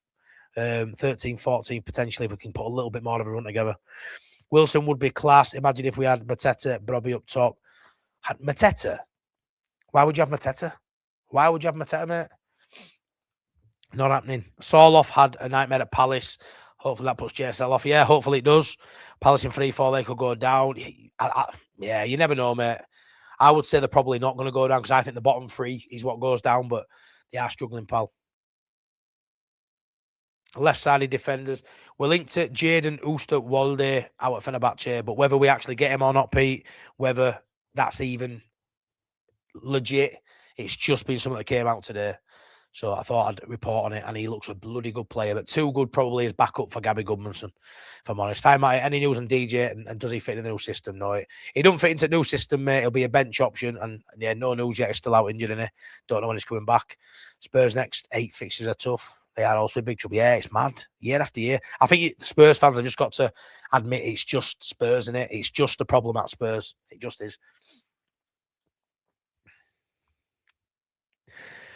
Would you offer Parrott and 25 million for JSL? No, I wouldn't. Earlier said it's no. I think it'd have to be at the most 20 million plus Parrott, because I think Parrott's got to be worth 15 mil. The longer we keep him, that goes down. But 20 plus Parrott potentially. I actually think 15 and Parrott would be the right mark. I as much as he's valued at 40, I don't think they're expecting 40 now. You know, I know Newcastle offered 55 at one point. I don't think they're expecting 40. I think 30, 35 will do it. So Parrott plus 20 max should be enough. And I think if you're Wolves, you take that. And you know, when you go down, Parrott is good enough to be the main man for you in the Championship. Parrott also then gets Premier League football for next, 15, 16 games, whatever it is. and then goes down and is their focal point next season. But does he actually want to do that, Pirro? Does he want to go to a side? Not many people want to go to a side where they know they're getting relegated, and that's a given now. I think for Wolves, they are going down. Yeah, the rumours have started circulating today, Grey Goose, but again, is it legit? I don't know. We'll have to see. The 49ers don't throw money around. Nobody. I mean, we're making inquiries now. It seems like we're up for a couple of decent deals in this window. I do think they don't have to push the envelope in this window for me, because I think we'll be fine. In the summer, I'm expecting decent deals. And what I don't want is a JSL deal, a loan with an obligation. What I don't want is an obligation of 35, 40 million quid, and that comes out of a summer budget. Because imagine if we've got another 100, 120 to spend next year. Maybe it's more, who knows? But 40 comes straight out of that for a player we've got now. And what happens if he comes and don't do that well for 6 months, and then 40 million is bought for him in summer? That's the risk, innit? And I think he's good enough, I do. But I'm not too keen on lumping so much now. I'd rather see out Land lies in summer. But like I say, if they like him and there's a deal to be done, they will do it. I think we'll Leeds. I really hope Tanaka doesn't leave at the end of the season. My favourite player, and he's the most technical player with the squad. I agree. I think Buonanotte is a more technical player than Tanaka, but obviously he's not really our players on loan. Tanaka, for me, is right up there, yeah. One of our better footballers by some distance. I mean, technically brilliant. We got 200 mil worth of players, says Phil, for 100 million. Most team pay 200 mil for players out. Yeah, I agree. I 100% agree with that. You look at the players we brought in. You've got DCL, when fit, worth 30 million quid. Stack, we got him 18 mil. I think he's worth double that. He's worth 30 million quid. Gabby Goodmanson, 10 million quid. He's worth 30. Tanaka, we bought him for 3 million a few years ago. He's worth 20, 25. I think when you look at the players we've actually got in our side, there's some mass money to be made. And if in fact we do want to move some of them on at some point in the future. But yeah, I agree. Mecha, I think he's valued at about 8 million quid now, 8 million euros. I think someone would pay 8 million quid for Mecha in summer if we chose to move him on when he were a free transfer. I think somebody would. Maybe more than that. I think Pirro has to go. He won't get game time. Yeah, and that's it. There's no point in being here if he ain't playing. There's just no point. Good shout, Matty. Callum Wilson till the end of the season. Yeah, but I don't think he's leaving Wolves now. He scored the winner against Tottenham, didn't he? I think the board have blocked the tearing up of his contract. I think they've actually blocked it and they want him to stay now. They've signed 2 strikers, which is crazy, for about 35, 40 million quid. Castellon and I can't remember other players' name. They've signed two strikers anyway, haven't they? And Callum Wilson's still the best striker for me. It's crazy. West Ham have done terrible business for me. Terrible business. I would have him as, third choice would be great. Harry says, Man United have been very arrogant because they want a swap deal for Sadiki and Ugarte. They haven't. Yeah, I've seen Wayne put out earlier, Harry. I thought, what an absolute load of tosh that is. It's Man United for you, though, the scum. They just think they can. Remember when we had Calvin Phillips playing well under Bielsa? They thought there were rumours coming saying, we'll just take him off you. And I don't know who they think they are. Who they think they are. They're not. They beat City. Get over yourself. You're still shite. And you're not the Man United you once were. Wilson, I think he's 34 next month. Callum Wilson is. But I would have him for the next 5 months. No bother, as third choice. Because like I say, whenever I mention Callum Wilson, so it's 50-50 split. Someone like, oh, yeah, I see what you mean, mate. And other people like, we don't want Callum Wilson, shite. The thing was, Callum Wilson, he's number 9 for West Ham. And he has been their starting striker. He's on 6 goals, I think, now. We're all lauding Metcha for being on 5. But it'd be our third choice. In my opinion, if we were to get Callum Wilson, which we won't now, but Callum Wilson will be our third choice. That's the difference. That's the levels there between where we are, I think, and West Ham currently. All right, that's true, Top Banana. That's true. Tickle the likes for now, Matty. Cheers, Top Banana. 164 likes, 178 watching. Please smash that like. It'd be class to get to 200 likes. But if not, thanks so much for watching. Everyone's been class. Matty, you're on fire. Smash the likes. Cheers, mate. Thank you. Harry Wilson has had a couple of good months. Yeah, he has, but his stats look brilliant. I've always liked him. He's a decent player. And I think if he signed for Leeds United, you could do a lot worse than Harry Wilson. A lot worse. Emmett, we need another 15 points to stay up. Yeah, that gets 40. Yeah, I think 37, 38 probably keep us up. Pete says the FA Cup will be magical. Good value tickets for younger kids. After Birmingham, who knows? We all know. How fans queue for tickets. FA Cup will keep fans dreaming. Exactly. I thought that, Lee, too. I thought that, mate. Darcy. It's there looking at. Cheers, Darcy. Darcy, gifted one. Imagine Not Being Leeds membership. Thanks so much, Darcy. Top bloke, member in the WhatsApp group. Lovely man. Really appreciate you doing that, mate. And it's gone. Who's it gone to? Jim. Class. Thank you so much, pal. There you go. Look, Jim. Thanks, Darcy. You a little diamond. Really appreciate that. Forest to replace West Ham, mate. You think they go down? Mate, we lose nothing by being aggressive and offering Fulham 6 or 7 million for Harry. The on-pitch and club synergy of adding another Welsh lad could be massive. Yeah, that's a great point, Telly. Great point. Like when you're buying an house, go a little bit under asking price and creep up. I think 10 million quid for Harry Wilson would be enough right now, with him being a free transfer in summer. I think that would happen. I don't think Leeds will spend 10 million. You know, I don't think we'd put that money down for Doki, and I think we're definitely looking at him. We're on our list. So I don't think we'd spend 10, but yeah, maybe you test it over 6 or 7 million. You know, we tried it, didn't we? What, 8 million quid?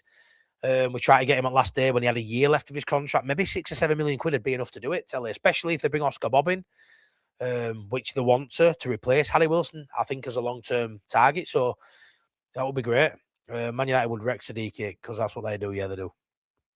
JSL's a relegation escape clause. 40 million is fine if it's 25 and up to 15 in bonus. It's like Barcelona with Raf follows. Yeah, and don't pay it for about 3 years. Yeah, it's a fair point, mate. I've heard some about this relegation clause, but I've not seen the finer details, so I haven't really mentioned it. But yeah, I have seen there's something in there. If they don't sell, they only get 20 mil or so for him in the summer. But that's it. At the minute, it's mad, Nick. It's like The Walking Dead. You know full well Wolves are going down. You know, the walk into Championship currently, but he's still a Premier League player. As soon as you're relegated, he's in a Championship player, and the value drops just based on that. It's like buying a brand new car. As soon as it's driven out of forecourt, it's gone down a few grand on it, even though it's still same as it was when it left by a couple of miles. But yeah, like you said, 20, 25 million maybe in summer, 30 to 40 million now. And they have every right to ask that, because if that's how much they value their player who's still got contracts for a couple of years at their place, it's up to them. Ivan Toney would be nice. Massive Ivan Toney fan in terms of his football ability. Love him. Not going to happen. Talking about wages and money and financials, unbelievable amount of money he's on out of Saudi. But yeah, he'd be class, wouldn't he? Let's be honest. Stack 40 mil, be all 40 mil, Goodmanson 30, DCL 30. You're not far off there, Rune, are you really? You know, who knows? Maybe in a year or two, maybe more.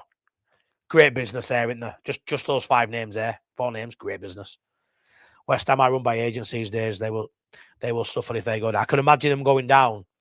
And as much as you look at it on face of it and go, give it a go next year, it's West Ham, they'll attract all the best players. It's toxic, and it's hard to sort of push through that toxicity at that level. It's just a toxic club. It's rotten from the inside out, really, is at the core. It's a pity. Leeds couldn't have built a team behind Rafinha years ago. Honestly, we missed a trick, didn't we then? You know, you look at where we were at one point, even before Raf, you know, you look where we were, like, alongside Villa, and you look where they've gone to where we are now, you know. The whole keeping Jesse Marsh too long ruined us. It really did. There were a conversation at one point we could have had Unai Emery, and that's not even that was a thing. That could have happened, and they got him, and look where they are now. Palace, Bournemouth, Forest, Wolves, etc. Europe and form of their best players is a worry, as they just get assets stripped by the big clubs. They can't cope with Europe either. We need a plan. Yeah, no, that's fair. That's fair. It's hard, and you look at those sort of sides there and think, you know what I mean? It's mad, isn't it, when you think like Forest, Bournemouth, Palace, you know, in and around Europe, some of them. It's mad the way sort of football's gone, but we dream of that situation, don't we, about being a Leeds fan, try to, you know, get tickets to go watch his team abroad and that. But I mean, well, that's got to be the dream, isn't it? You know, what's the dream? To be a city bought by oil money and all that shit, and I'm not sure it is. Just to do our thing, be the club we love, and maybe get in Europe and be able to go watch his team abroad. That's sort of my dream as a Leeds fan. But I'm sure we'll have a little bit of a wait for that, but who knows? Any more rumours that have come out today? Jayden Oosterwolde, centre-back, left-back, left-footed from Fenerbahce. That's a rumour that's come out today. Don't think there's much in it. Strand Larsen, Harry Wilson. Usual stuff, really, mate.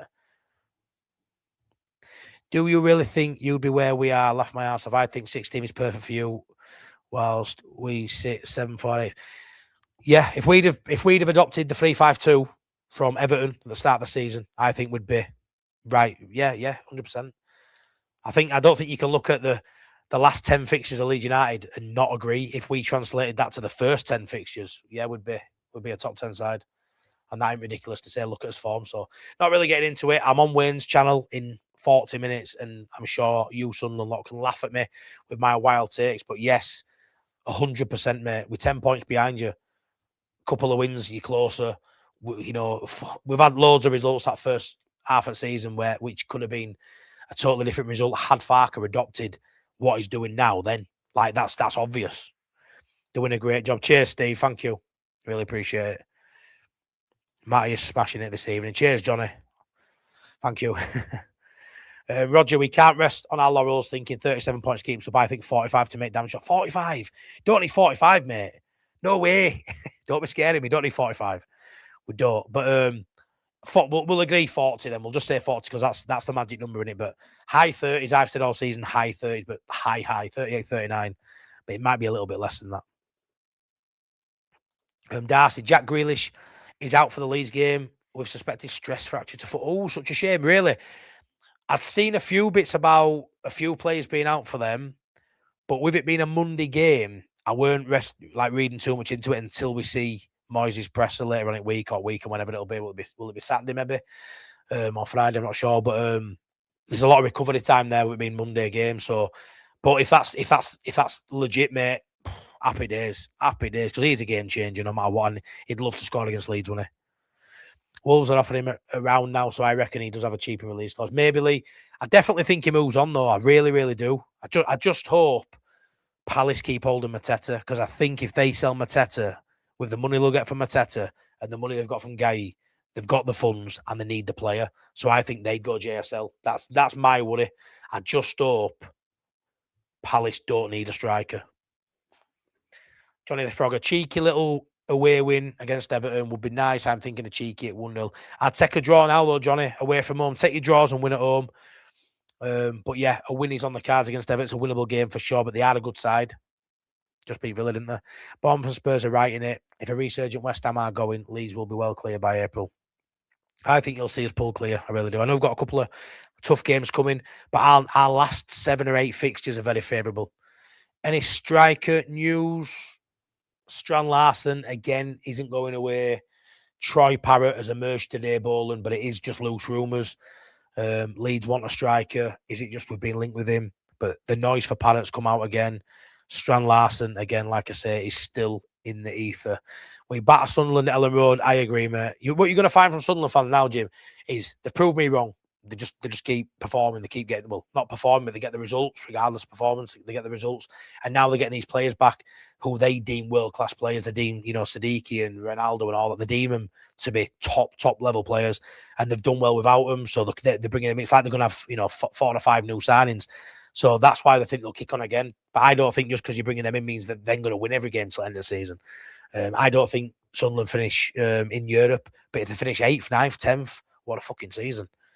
Which, let's be fair, I'm looking at the league now and I'm looking at the sides below Sunderland, and there's an argument that they don't jump Sunderland now. But if they don't finish in Europe, they finish 10th. Say Sunderland finish 9th, we finish 16th. Whistle blows, last game of season, sound. Go into the window and we'll go again, don't we? Unless you get Europe, you enjoy them all. You enjoy the wins, you enjoy the weekends. You've had more wins, more good moments this season if you finish 10 places higher than us or whatever it is. But if you don't finish in Europe, then it's we're squared out when it comes to the end of the season. Weird way of looking at it, but that's how I am. I'm a weird kind of guy. And who gives a shit? I'm glad that Farker stumbled upon a winning formation. Well chuffed. Yeah, me too. However he got there, stumbled on it, were forced onto it, absolute shit his pants and just thought, I've got to do it. Who gives a shit? We've done it. Do we play 3-5-2 more like 3-4-2-1 or 3-4-1-2? Yeah, 3-5-2 hasn't really been a thing for a while. I think we play a lot of 3-4-3, to be fair, recently. I think that's what we've sort of set up on. It's always going to be 3 centre-backs. I think that is, and then in that sort of system, we can be very flexible in game and go in and out of formations. But it's the 3 at the back that's the important thing. I think 3-5-2 just rolls off the tongue, but we haven't played a 3-5-2 that much, really. The 2 up top, Okafor is sometimes just off. Is he actually playing as a tour? Is it more of a 1-1? I think when we saw for a few games Metcha and DCL, that were very much a 3-5-2. But the three at the back is the main sort of part of that any formation we play. And he isn't big on base formations, Farker, anyway. He always goes on about that. But the three at the back and then out of that, there's so much flexibility to sort of keep changing within the game, which I love, absolutely love about us. We don't stick to one formation now, and it's brilliant. Roger, hand on heart, how many Leeds fans are fast tracking Pablo's success? Me.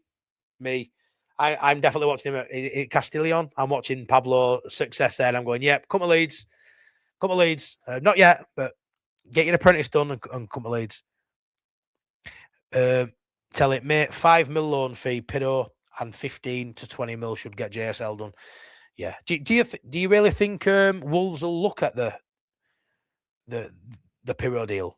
Well, do you think they'll entertain that? Because obviously, cold hard cash is where it's at, innit? It's all about the money. But I do think when you look like you're going down, Pirro's a decent option. You know, there's an argument that even if we have money, we buy JSL for 35 million quid, say outright. We can't, but say we did, hypothetically. They get relegated. Pirro's available for 10, 15 million in summer. There's every chance to buy him anyway, you know, because you're buying one of the best for that division, aren't you? And they need a striker. So you look at it and go, do you think they'll do it, or will they just want the cash? They're going to go down, they need the money, or do they look at the long-term vision as well and go, yeah, we'll get some money, so that's great, but he's a great option for next season? Because I think he is, but do you think he is, or do you think it's all about the cash? Bowling, Matt, we'd be in League Two if we took your advice. We've heard it to what, mate? We've heard it to what? But yeah, we would. League Two's been very nice, mate. We'd be in confidence, pal. You know me, mate. I'm just a bit of a jellyhead who comes on in and chat shit. West Ham are not far off Forest. They're not out of it just yet. No, I know, Brett. But when I look at them jumping Leeds, I think the way out of it, they've got to match us and then better us by 3 wins. So I just don't see it. 4 wins, 3 draws gets us to 40, doable if we stay healthy. Yeah, we've got Wolves to play at Ellen Road, Burnley to play at Ellen Road, Forest to play at Ellen Road, City to play at Ellen Road. We'll say them. We'll beat Man City as well. I'll put Sunderland in there. We'll beat Sunderland at Ellen Road. We'll beat Burnley, Forest. You've got to look at those games, haven't you, and think you've got to be taking points out of those games, which I think we will. It's a final opportunity, guys, to present Matty with his flowers by smashing the like button. Thank you in advance. Cheers, Johnny, mate. Class. Thank you so much. I agree, mate. They fluked so many wins this season. It's wild. With Pirro not getting game time, I think his value is drastically reduced from 16 million to 8 or 10. Well, Roger, I hope that's not the case, but the longer he plays his bit part role, that happens, doesn't it? I fancy us at Everton, says Steve Brown. Think they've already lost 4 home games. Inconsistent, but can beat anyone on the day. Everton, that's their problem, is consistency. But you've got to back us to go there and get a result. You know, it's somewhere we should be going and getting a result. And if we play to the best of our ability, we'll come out of most games with a result. We really will. We're only 8 behind Sunderland, 5 when we beat. Is that all it is? 8? I had it made it with 10. I don't know why I thought it was 10, but yeah, it might only be 8. I think it isn't because we won, didn't we? Something like Forest last year, outplaying will return to normal life. I sort of believe that as well, Lee. I sort of believe that as well, to be fair. You all know I'm a Sunderland fan. Yes, those players might have mentioned do improve us, but I certainly don't believe we will get Europe unless a miracle happens. But you know what I will say?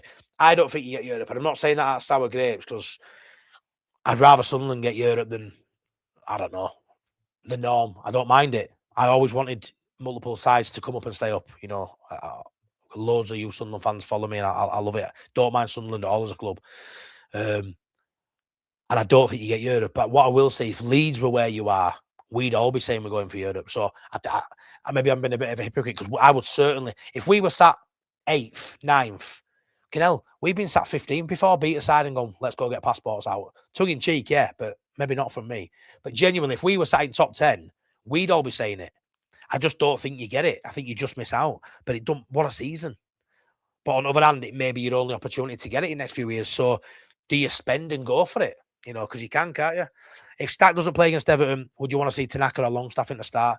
I want to see Tanaka in there. I know he's a bit more attacking, isn't as defensive, but I want to see Tanaka in there. Simple as. Will it happen? Maybe not. Palace looking at Gusond. Well, that's music to my ears. Josh, Andy. No, mate, you're not late. I'm just early. Evening, Matty, I'm late again. Watch Man City get thumped. Crap having to wait until Monday. Yeah, it's a poor weekend, isn't it? Poor weekend. But hopefully it'll be great Monday. I'm going to do a watch along as well on Monday for Everton game. Watch along, then an instant match reaction straight after. Johnny the Frog, Matty nearly at 5k subs. Well deserved. I'm buzzing. It's creeped up on me. I put a lot of hard work in, and you guys have sort of made it stick. So yeah, I'm thrilled. Hopefully I'll get there in next week or two.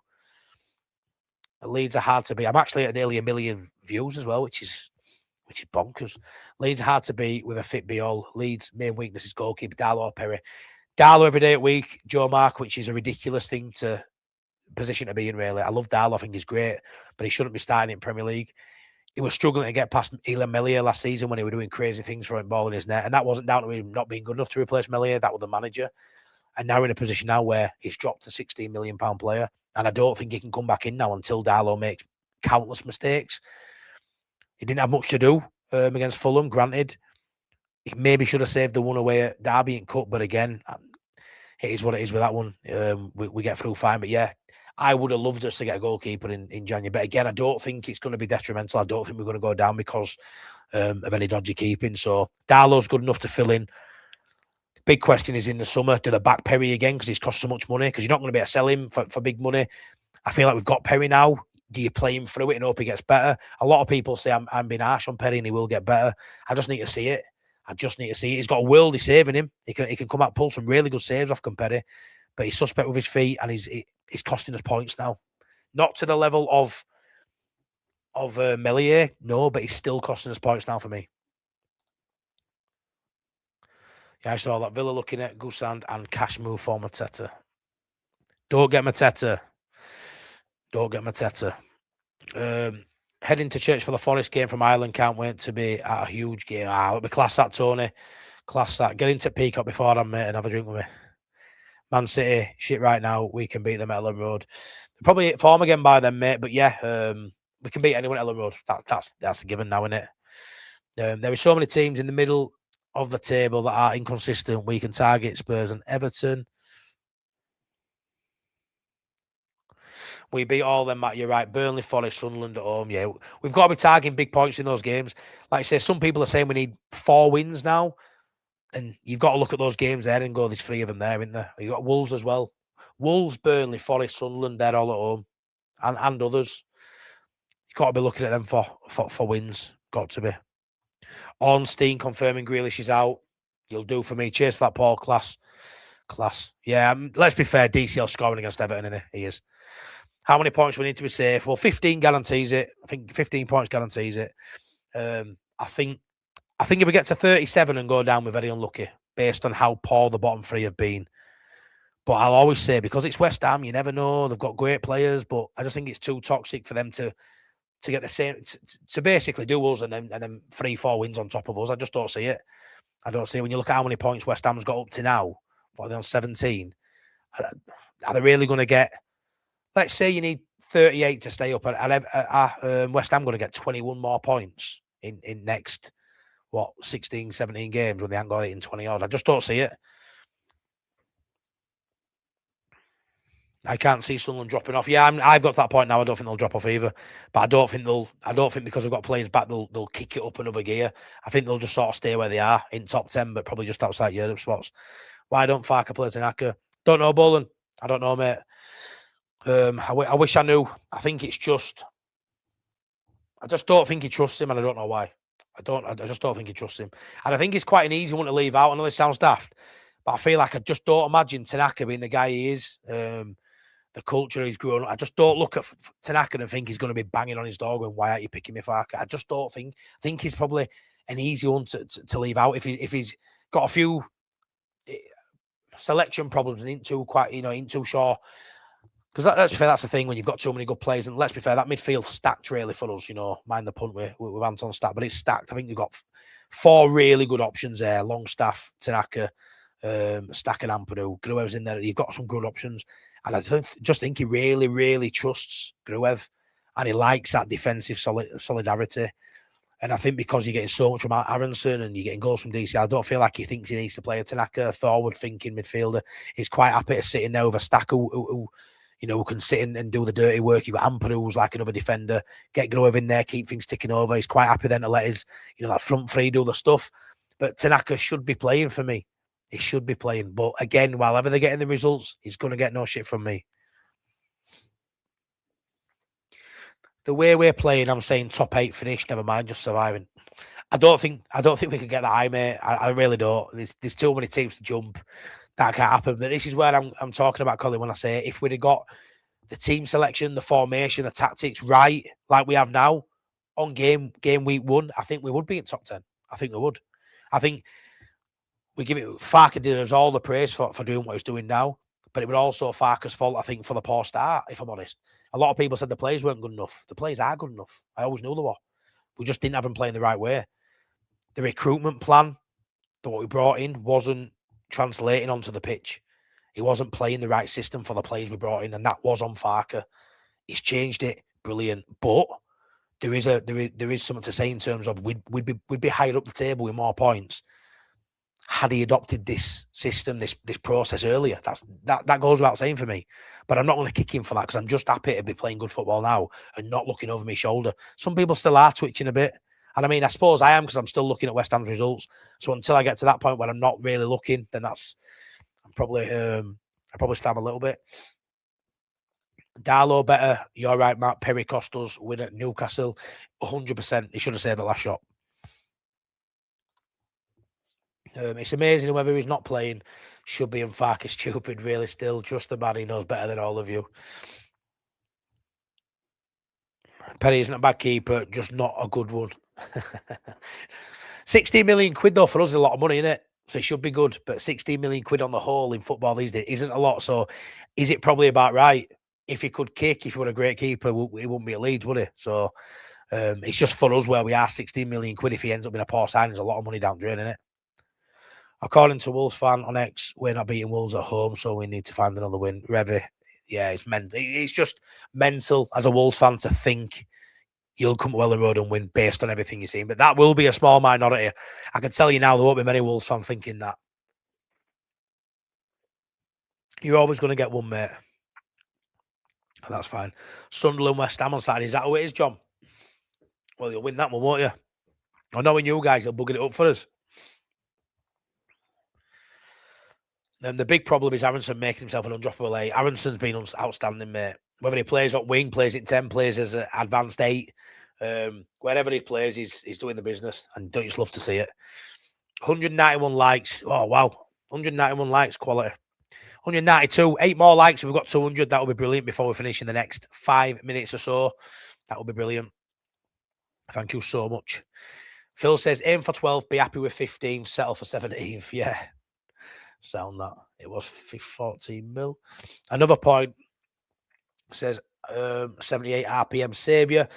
Imagine if DCL had a close season, he would have been flying quicker and we'd have had more points. You mean like a pre-season? Yeah. Yeah, I mean, we didn't have him in pre-season. Do we imagine him? It'd be nice to have seen him in Dublin, that's for sure. But yeah, no, I agree. He hasn't had a perfect sort of season in terms of coming in, beginning of pre-season, playing games, has he? We kind of thought Pirot were going to be the guy, you know. He played all pre-season, up top of scoring goals as well. So yeah, I agree with that. It was 40, I think it was 16 million euros, tell you on it. So yeah, 40 million quid. He's made some good saves for us. That's kept us in the games. But if Farker is saying stuff, he clearly has problems. Yeah, I mean, Farker doesn't mind coming out and giving a player a little bit of criticism in front of the press. Whether you agree with that or not, you know, you've got managers who sort of know some players need the sort of certain buttons pressed, I suppose. He's come out there and he's sort of hammered him a little bit, Perry, saying that, you know, he should have saved it. Your goalkeeper should be doing better. And I tend to agree. So I could see Darlow maybe being in there till the end of the season now. But it's something that we need to resolve in summer. If Grealish is really out, we should give Facundo a go. I mean, again, regardless of whether he plays or not, there's an argument Facundo should play because he's probably our best footballer at the club right now in terms of potential and just his skill level, his IQ, his technical ability is right up there. But I don't think he'll play him yet. I think he'll have to do that thing of a couple of weeks of training. He'll come on the pitch for 20 minutes. He'll have to make an impact. And you may not see Facundo and Buonanotte start for 3 or 4 games, potentially. I hope I'm wrong with that. But there is something in that with Farker. I think he needs to see a bit of longevity in training to see you're up for it. But I think he's too good not to start for Leeds United. I think he's unbelievable. As a talent, he's great.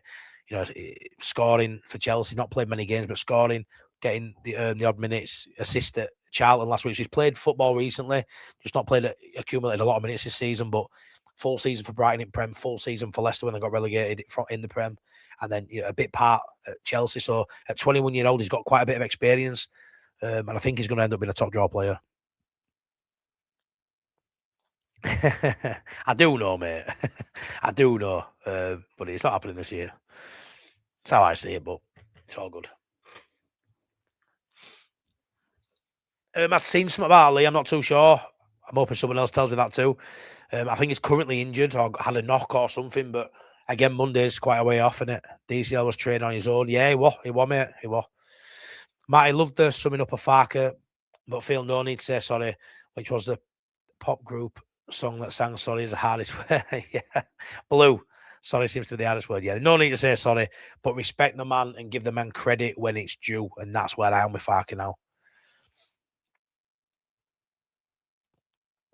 Facundo needs to get minutes against Toffees. I think he'll come on. I think you'll start seeing him come on for minutes now, but I don't think he'll start. Harrison's position, just show him the pitch and say, you know what it is, Phil? He's been given free roam. You know, we saw it, and I love that sort of change in Farker. I think we saw it when Jorginho wrote about at Leeds. Obviously, he had a position, he went up front at one point and pit over in 10. But I felt like out of all the players, he had sort of freedom to sort of roam and see and play the game as you want to play it, you know, in the playground at school or at the park with your mates. And he sort of, for all the structure you have as a side, I quite like having that maverick, that one player who's allowed to, you know, stretch the boundaries of that sort of rigid shape you've worked on in training. One player who's allowed to sort of push the envelope and, you know, go for it, because you need somebody out there who can change a game. And sometimes having everyone so confined to a sort of a routine and a rhythm of how you want us to play and it being quite rigid doesn't always work. And I really like how Aronson sort of got that role now, a free role.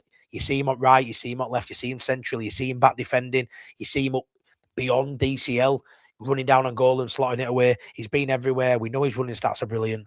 But I feel now he's been given a license to just go play the game, go enjoy yourself. And that's what I always say. It sounds simple. I aren't no bloody coach. I aren't no tactician or, you know me. I'm just me. But I do feel like having fun in your job, whatever it is, massively helps. And I feel like, look at Brendan Aronson now, and I feel like he's just been let off leash a little bit. Go have a go. Don't be afraid. He gets pelters when he loses his ball. I get that. Difference makers always do. And you're seeing now an end product to Brendan Aronson, just like you're seeing now certain stuff in Farker that I didn't know they had. I didn't know they had it in the locker. And if Brendan Aronson can continue, you know, with his assists, with his goals, and having that sort of ruthless, he didn't have it. Obviously, he missed one, didn't he, against Fulham? Don't get me wrong. But if he can adopt that thing where he's putting a lot of these chances away going forward, you match that. We had it with Dan James. You match that with the energy and the pace and the effort and the hard work. And if you've got the technical ability with that, you're some player, aren't you? And you become undroppable. And I think right now, Aronson is undroppable. And he's probably the first name on the team sheet, right behind, or maybe second to Ampadu. That's where I see him right now. Revy Delights. Hey, Matty. These likes you're getting. You need to adapt your door. Sorry, I can't read now. Adapt your door to get your head. You know what it is, mate, right? I'll never, ever take it for granted because it's online, it's social media, it's YouTube. You never know what's going to happen tomorrow. You never know what's around the corner. All I'll say is I'm enjoying doing it. I love doing this, and I can't believe that anybody listens to me, because everyone in this chat, I would bet my bottom dollar you all know more about football than I do. I'm just a passionate fan that, you know, that is lucky enough to be close enough and be able to go to the games. I share my match day experience with you. A lot of you seem to love that. I'm blooding my kids into it as well, and I think a lot of you like that. So I'm just loving it, and I'm just me. I'll always be me. If you meet me in person, I'm no different. I'm just a fan like you with a microphone, and I'm sat in my living room. Do you know? That's it. There's no to it. So I think when some people maybe do this and get a bit too big for the boots, they just need to remember they're just a fan like anybody who's just got a microphone. Anyone can do it. I think this was 60 quid on Amazon. Anyone can do it. And a second-hand laptop from our lashes. I tell you what, my L. Look at that. Look at my L button. Look at my L button. Shocking. I'm in my living room. It's not glitz and glam. Just me. Be yourself. Enjoy what you're doing. And hopefully you bring the right people to your channel to speak about football. And that's how I am, mate. And that's how I'll always be. But I tell you what, it's been an unbelievable few weeks. I feel like the channel's gone to another level. And if this is the best it will ever be, I'm over the moon. If it goes beyond this, I don't know what to say. But thank you so much for everyone's support. I cannot thank you all enough. It means the world. It means the world. We'll see if we can do in the Forest game. Yeah. I think we'll see him on the pitch before that, but yeah, I think starting probably that far away, to be fair. It's typical Spurs 2 up against it. Honestly, that is the most Spursy thing ever, Kelvin. Honestly. Unbelievable. Leeds are not ready for Europe, so should stay well clear. It will be detrimental to next season's survival in Premier League. I don't go along with that, Joe. I understand what you're saying, but I would take Europe now if we could get it. But obviously, we are in the conversation for Europe this year. But I'd take it. Click your fingers and be in Europe, I'd have it. But yeah, and a lot of people say that. 15 kilometres a match, finishes redemption arc, got Brendan a well-deserved standing ovation. Outstanding, wasn't it? Outstanding performance. And it was lovely to see him get that because he's been on an emotional roller coaster at Leeds United. And he's had some stick and well-deserved stick as well. Not booing. I don't ever agree with booing anyone wearing a Leeds shirt. But some of the stick he got, I think, were justified, I think. But again, you've got to be big enough to admit, he's doing bits now and long may it continue. He finally looks like a £20 million Premier League player, and I never thought I'd say that. We, the fans at Ellen Road, need to make sure the atmosphere is like the Chelsea game for the rest of the home game being poor. Yeah, I thought it was quite poor. I've seen Fulham fans waxing lyrically about our home support in that game, and I thought the first 45 against Fulham, it were really quiet. Night games are better. The Chelsea game will be hard to top this season because we battered a fierce rival who is a big side who we didn't expect to be, and it was a night game. So that'll be hard to top. Unfortunately for us, the scum game was a 12:30 kickoff, and it will always be a 12:30 kickoff, in my opinion. It just will for policing. But it'll be hard to beat the Chelsea game, 100%. Aaron Zandini, 100 mil. It would, JC, Oosterwolde, it would be a great signing. The rumours have started circulating about it, but a lot of players want him, and I could see him going to Palace with them selling Gehi. 205 likes for you, Matty. I love you all, man. Absolute legends, everyone here. Thank you. We love our gobshite, Matty. Laugh my ass off. Mate, people like you, because you keep it real. No pretense here, buddy. Definitely no pretense here, mate. I really appreciate that. Thank you for saying that, Andy. Just me. Just me. And I can't quite believe anyone listens, but I'm so happy you do. Is it on Wayne's channel? Yeah. In 10 minutes, Wayne's channel. The link is in my description, everyone, right? I'd love some Leeds fans to come over. I've got some Sunderland fans who are even watching now who are great. Brett's one of them. There's a few in chat. It's always a good chat with me and Wayne. If anyone wants to continue watching a bit more Leeds content tonight, if there's no one else on, I'm not sure. Me and Wayne, Leeds and Sunderland, have a chat. We speak about their game, our game. The game's coming up. A bit of a chinwag about January. Be a nice, light-hearted bit of banter. But if any Leeds fans want to come over to Wayne's channel, Only Fools and SAFC, the link is in the description. It starts at 9 o'clock. Fans from America, love you, Matty. Keep giving them a shout out, bud. Love you too, you Americans, wherever you are. Cheers, Pete. Love that class. Thank you so much. Not sure if we should give up Nonto for Larsen. Yeah, I don't want that to happen. I don't want that to happen at all. Brendan must be a pretty strong person, as you say. He's taken a lot and just ridden it out. So pleased for him, exactly. Good things happen to good people, and you've just sometimes got to ride the storm to get to that point. And I think he's a good person. I think he's a really nice person, to be fair, Brendan Anderson. I don't think there's a bad bone in his body. And I think when he left Leeds, you have that thing where you're like, you left, we then got back up, and then you come back. But he'd left before he'd even spoke to Farker. We knew we were going pretty much straight away. We were first out the door. I didn't mind him going, really. I understood it. Weren't massively bothered he were going either. He comes back now, and fair play. He helped us get, he helped us get back up. So that first season, they were gone, missed out. Second season, come back, helps us get back up. And now he's doing it in Prem. So fair enough. Fair play. At least he came back early and got us up in that second season, whereas someone like Jack Harrison stayed away from the club for the full 2 years, which wasn't great, really. Although I'm glad we didn't have him as well. West Ham next 3 games. West Ham, Sunderland, Chelsea, Burnley. So, I mean, if you're West Ham there, for me, for them to have any turnaround, John, they've got to get 4 points there. They've got to get 4 points. They've got to beat Burnley, and they've got to get a draw against Sunderland as a minimum. But 2 of them are away from home. which might be easier games than the one at home, to be fair for them, because at home it's a toxic place. I'm not sure if I want Larsen at all. I want him, but I wouldn't be comfortable with spending 40 million either. So depends how we can sort of do a creative sort of transfer, you know. I met Brendan once, really nice and caring, but I can imagine LFC at its class. Right then, guys and girls, I'm going to leave it there. 214 likes. You absolute legends. Thanks so much. And I'm now only 41 subscribers away from 5K.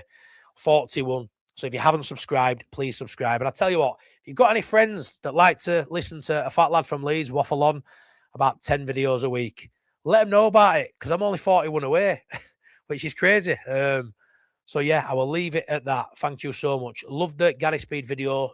Just brilliant. Very emotional. What a player. Thanks, Joe Mark. Love that. Thank you so much. I've always defended Aronson because of the way he runs his socks off. Always a great start for any player in it. And now he's added a bit of end product, which I love. People forget he was honest and left instantly as good. Yeah, he did. He did. And that's what I mean. I don't think it was too bad. Thanks, guys. Cheers, Johnny. Mate, we are in the big time now, and so are you.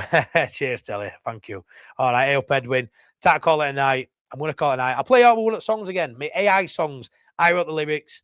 I put it through an AI program to sing the songs. And I'm going to play us out this show with scrapbook memories. A lot of people like this. Let me just quickly read this out. Spanoramic, Top Man Matty, you're definitely my favourite Leeds creator this season since I discovered you. Wow. Down to earth take, solid content and no ego at all. Keep it up from a Leeds fan in Spain. Thanks, buddy. Thank you so much, Spanoramic, for that. That's class. Thank you, seriously. You're a legend, mate. Thank you again, Top Banana. Means the world. Right, please like, please subscribe. Good night, bud. I'm going to see you over on Wayne's channel. The link's in my description. I'll be on in 6 minutes. So get over to Only Fools and SAFC and watch me and my mate Wayne chat about Leeds and Sunderland. So I'm going to bang this on to players out. This is my song, Scrapbook Memories.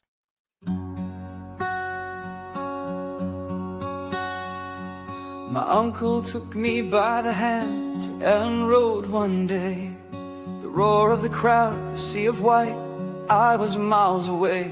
We couldn't go too often, money was tight at home, but every Saturday I'd find a way to make that team my own. Radio crackling hot my throat as they kicked off at 3. Highlights laid on telly nights, that was Leeds for me. I'd cut out all the paper clippings, stick them in a book. My scrapbook dreams, my childhood team, each memory I took. Chapman rising like a king, heading home with pride. Wallace dancing through the lines, defenders left behind. A midfield made of iron, grit and glory in their eyes. Leeds United, under Wilkinson we touched the sky. Panini stickers on my wall, your bull was the one. Thunderbolts from nowhere, Lord those goals would stun. I traded school for every card, just to get them all. Heroes on a budget, standing proud and tall. Chapman rising like a king, heading home with pride. Wallace dancing through the lines, defenders left behind. A midfield made of iron, grit and glory in their eyes. Leeds United, under Wilkinson we touched the sky. Didn't need the world to know us, didn't need the fame, just the badge, the fight that never died, the beauty of the game. From Batty's bite to Strachan's brain, every piece fit tight. They built a team and lit a dream in every Leeds kid's night. Chapman rising like a king, heading home with pride. Wallace dancing through the lines, defenders left behind. Yebo's thunder shaking nets, pure magic in disguise. Leeds United, under Wilkinson we touch the sky.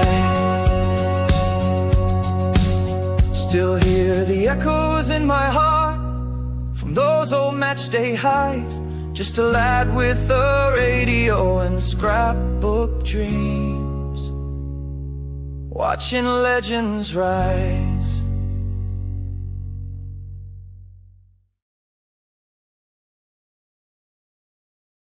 See you all over on Wayne's channel, Only Fools and SAFC. See you there in about 3 minutes. Take care, everyone. Good night. Thank you.